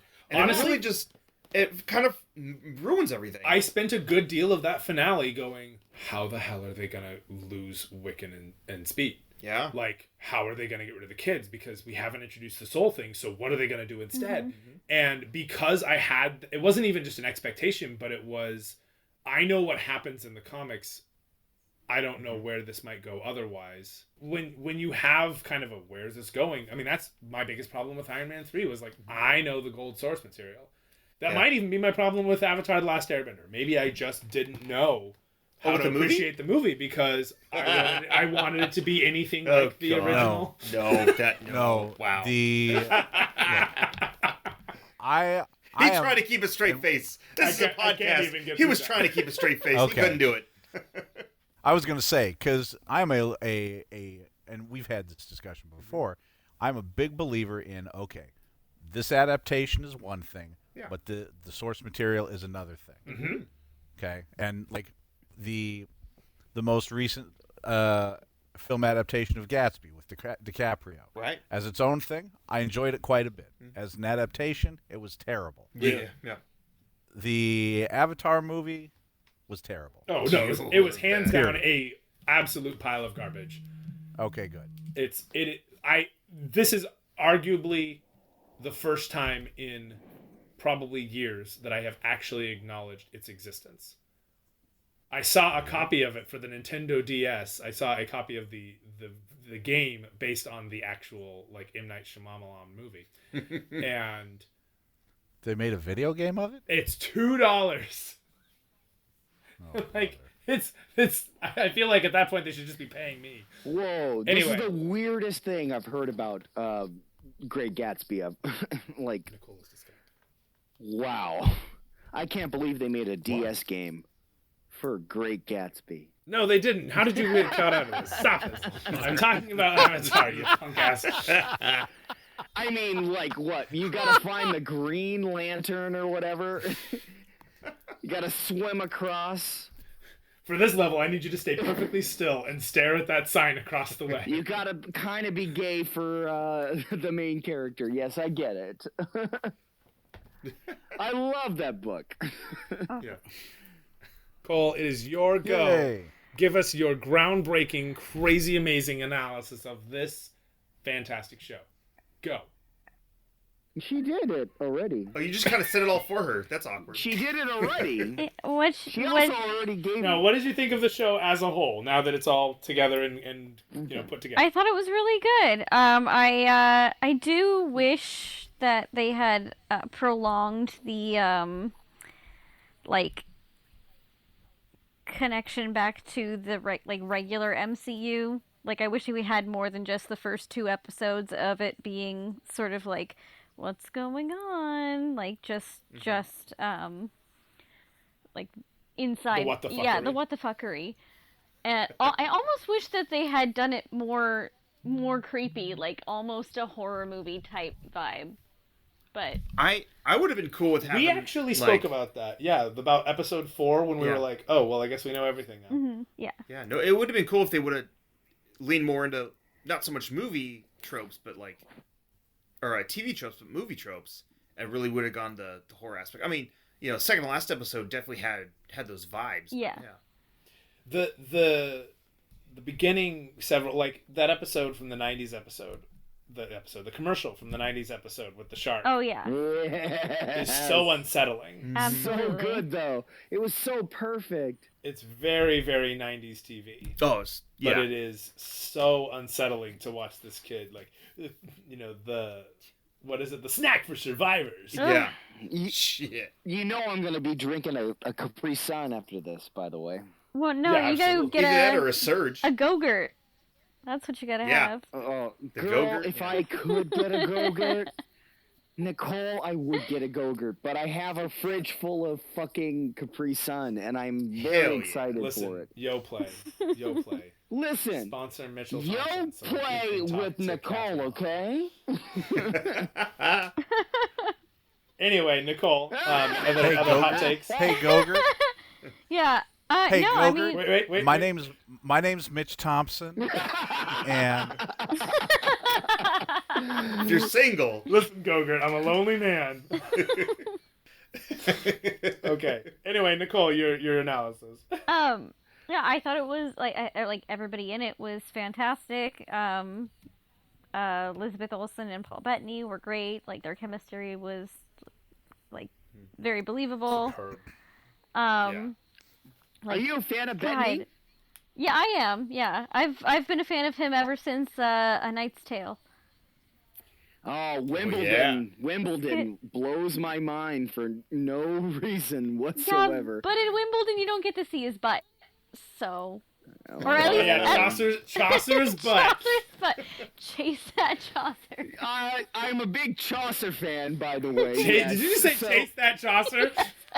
You gotta chase that That's Chaucer. very well played. You gotta chase that Chaucer. You gotta learn his stories one after another, man.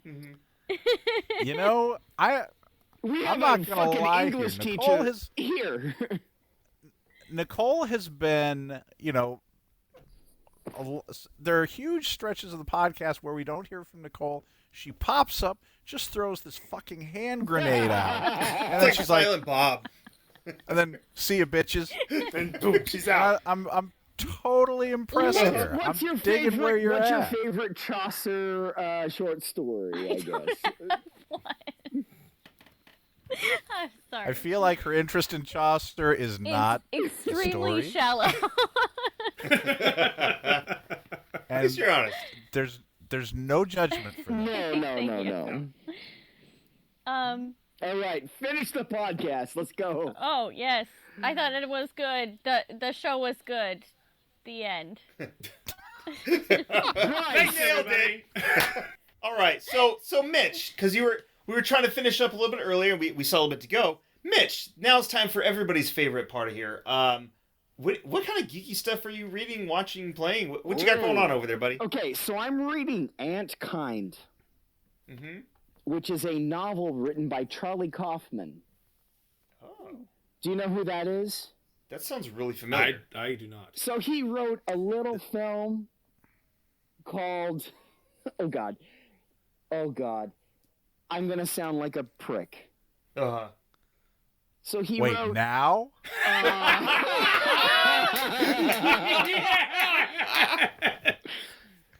Thank you, Dave. Thank you, Dave. Solid burn. Now who's got hand grenades? You're welcome, my dude. Jesus Christ. Yeah, no, I know I sound the way I sound. But he wrote Being John Malkovich, and he wrote Oh, okay. Adaptation, and he wrote what's that stupid film with Jim Carrey? 23. Dumb and Dumber. No, not the stupid. The film. Majestic. Dumb and Dumber 2. Oh, Mr. Cable Johnson's Guy. favorite film. Truman Show. Jesus Truman Christ. Show. Number The Mask. 23.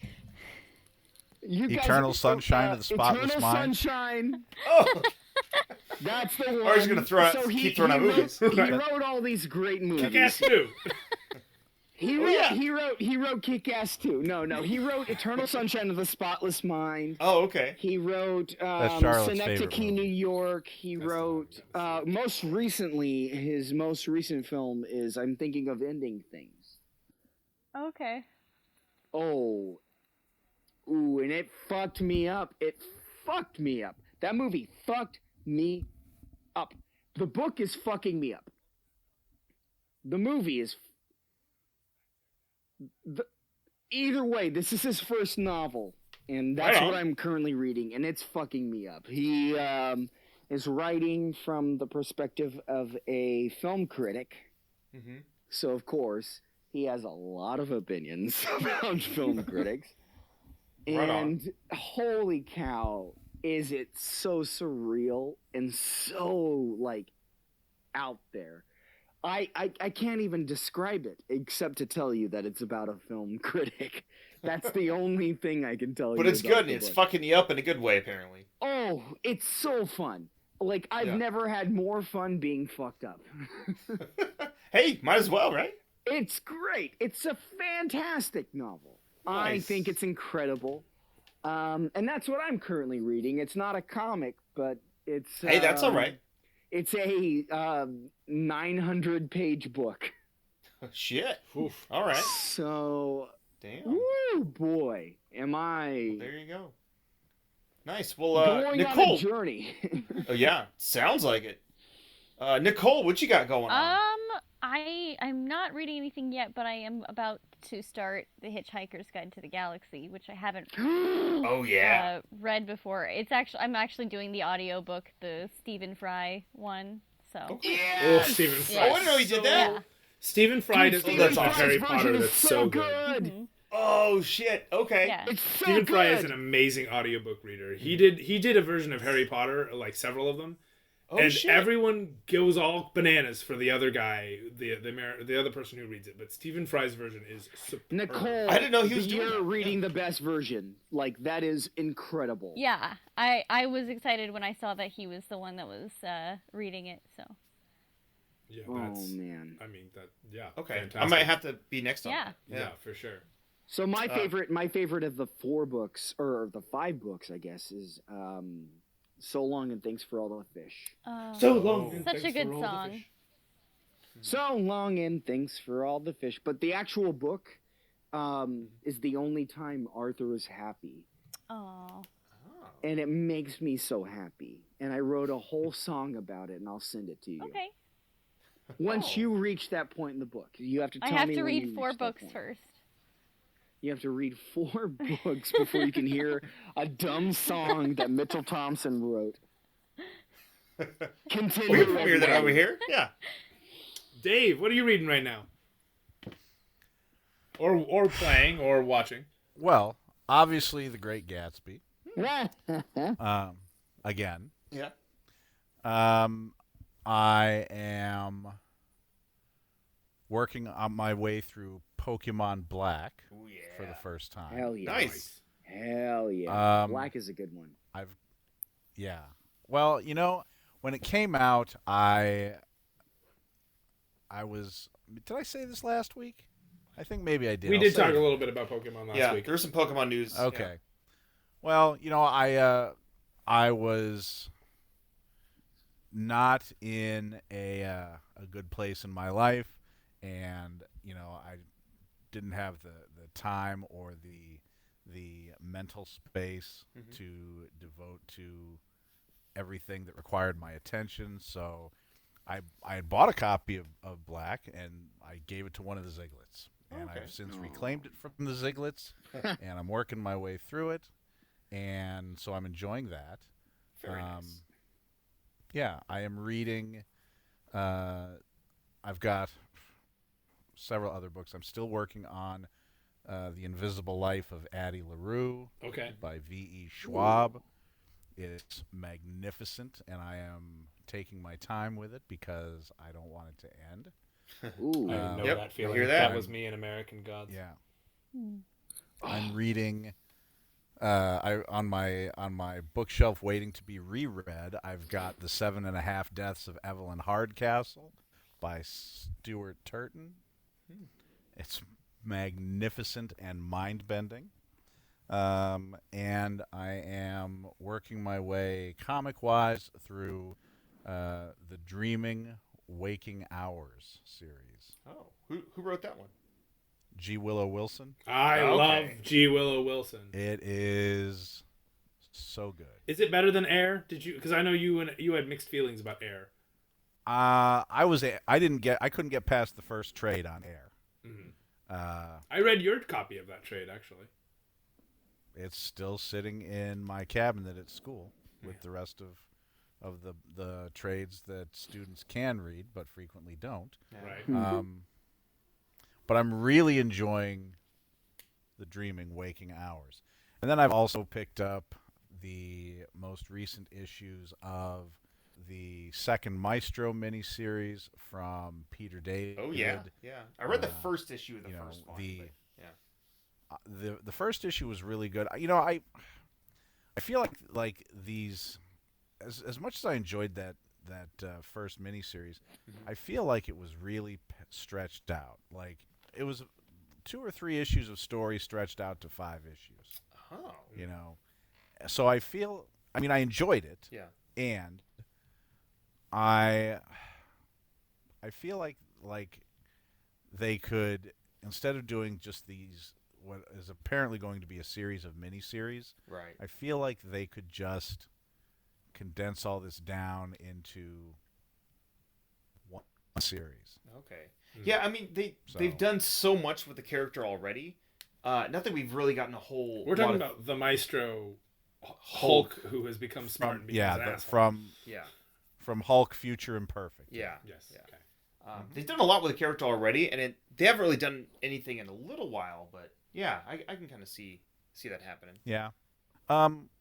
And I think that's just about it. Oh, okay. Yeah. Nice. That's about it at the moment. Bryce, what do you got going on over your side of the world? Well, I mean, I'm still going through a lot of what I talked about last week, but I have recently jumped back into the audiobook Thrawn Alliances, which is two time periods, which as you know Brian knows because he's read it, but it's 2 time periods. One is Thrawn and Vader heading out toward the outer rim, Unknown regions kind of stuff, and while that's happening, they keep flashing back to a time when Thrawn, before he joined up with the Empire, and that when he was just a Chiss on a mission for the Chiss ascendancy, Thrawn and Anakin cross paths during the Clone Wars. During the Clone Wars. Star Wars, by the way, if you guys hadn't figured out by now. Yeah, so the man who will become Grand Admiral Thrawn is just this guy, and he and Anakin kind of team up using his incredible tactical skills and Anakin's, cocky Jedi times. Yeah. And they're Oh yeah. so too, he's looking for an answer to a question that he won't entirely reveal, while Anakin is trying to find Padme, who is currently looking for one of her former handmaidens, Duja, on a mission. And so they're both kind of trying to find where she went. And it's got a lot of really clever, like, how to get out of this scenario writing. And it's Timothy Zahn. Yeah. So, I mean, this is the guy who, created Thrawn way back in the day. Yeah. But early like 90s. So far, there have been some just incredible moments of, because one of the things I really like about Thrawn is that he has this really incredible power of deduction. So you get some really good Sherlock Holmes, here's how I did it kind of thing. But you also get really clever ways of getting out of situations. So at one point they need to make it look like they're okay and friends with some guy that they fought and killed. And he makes Anakin essentially animate a corpse. Yeah. And have him walk to a ship. Yeah. And they With the weakened Force, Bernie's this freaking guy. Bernie. With future Vader, With future Vader like animating this corpse to like fake walk as he's trying to walk at the same time, half being held up by Thrawn. And then like a few and this is Thrawn's idea, but they also show kind of the incredible resourcefulness of Padme, because she gets in kind of this bathysphere sort of thing and tries to sink, but the automatic ballast starts sending her back up because it detects that she's sinking. So she starts working to kind of deactivate certain things, and eventually she cracks a door open so that she can half fill her tank with, or her actual like container with water, just so that she can kind of half sink, so that she can infiltrate a separatist base through their water line. But she has to be able to get under the water because they're searching for her on the surface of it. And like the way she goes about trying to figure out how to get it to that sort of midway point so that it's not just stuck on the bottom of a river. But now she's stuck underwater, so like I have to see how the hell she's gonna actually get back out, because she's just floating like 4 meters below the water with this little balanced metal bubble that she's stuck in.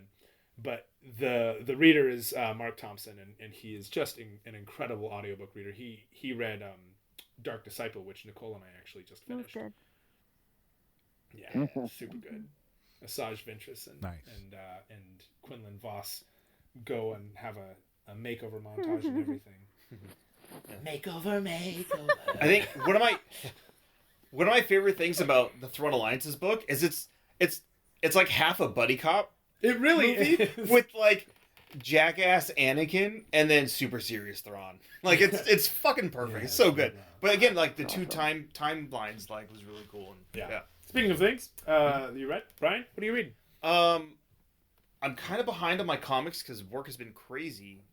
Still going through the King of Black But stuff. side Been note, great. this guy has become like the librarian at his work. Also, He's yeah. blending So, comics so all we this- basically have a running like book club going on. I've had 3 coworkers borrow Avengers Disassembled, and then now everybody's going into House of M because everybody's super interested on the WandaVision kick naturally. But they're like, hey, what comic book wise, what's going on here? I'm like, okay, I got some books for you. I don't have like the quite older 80s stuff with Vision Quest and all those kind of books, but here's kind of what leads into some modern current stuff. And so we basically have a book club going on right now, which is really cool.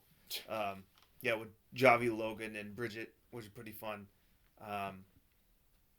But other than that, yeah, I'm reading through some of the Star Wars High Republic stuff.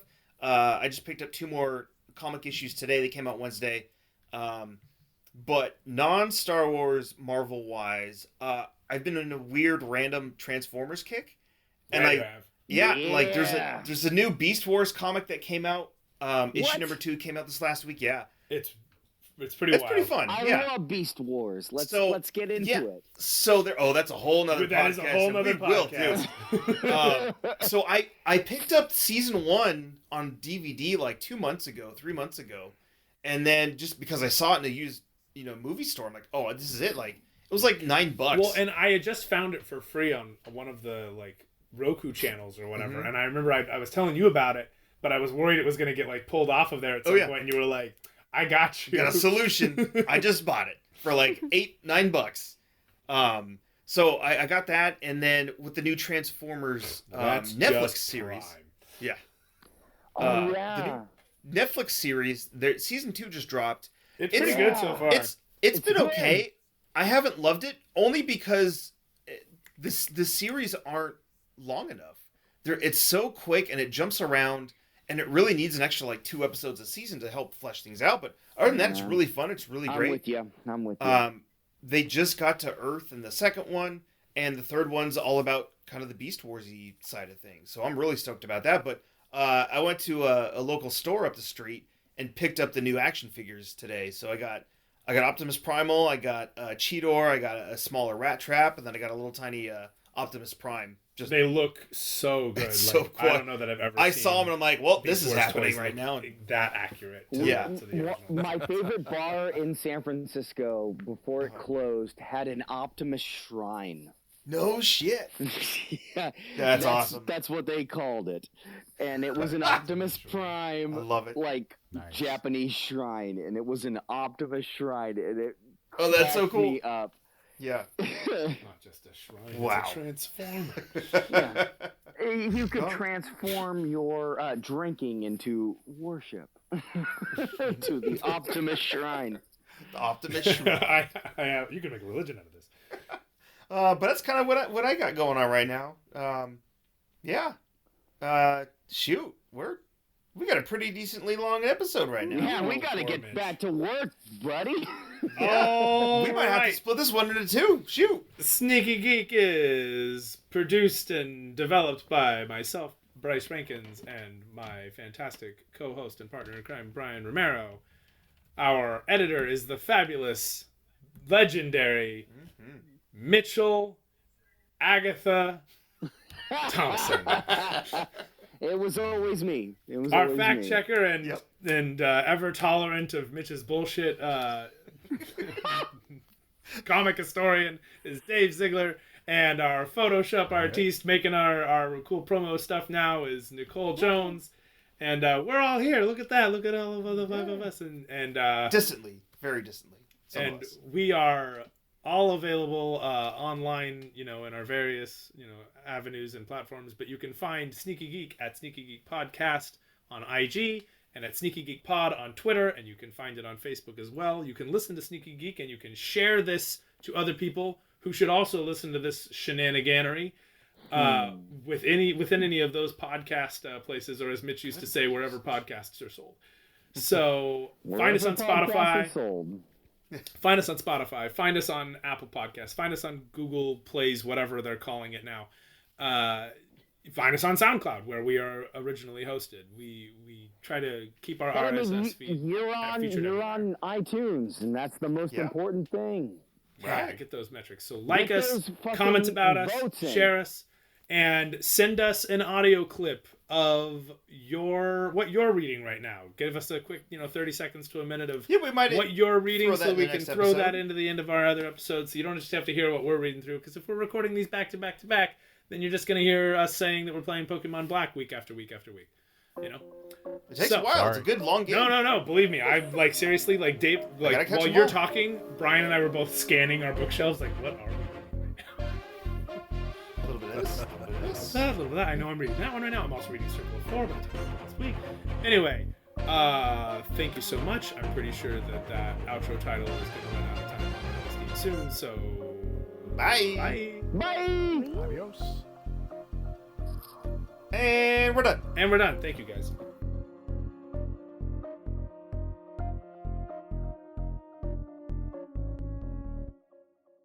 I would respectfully lick you head to toe. I don't know how y'all are going to make this listenable.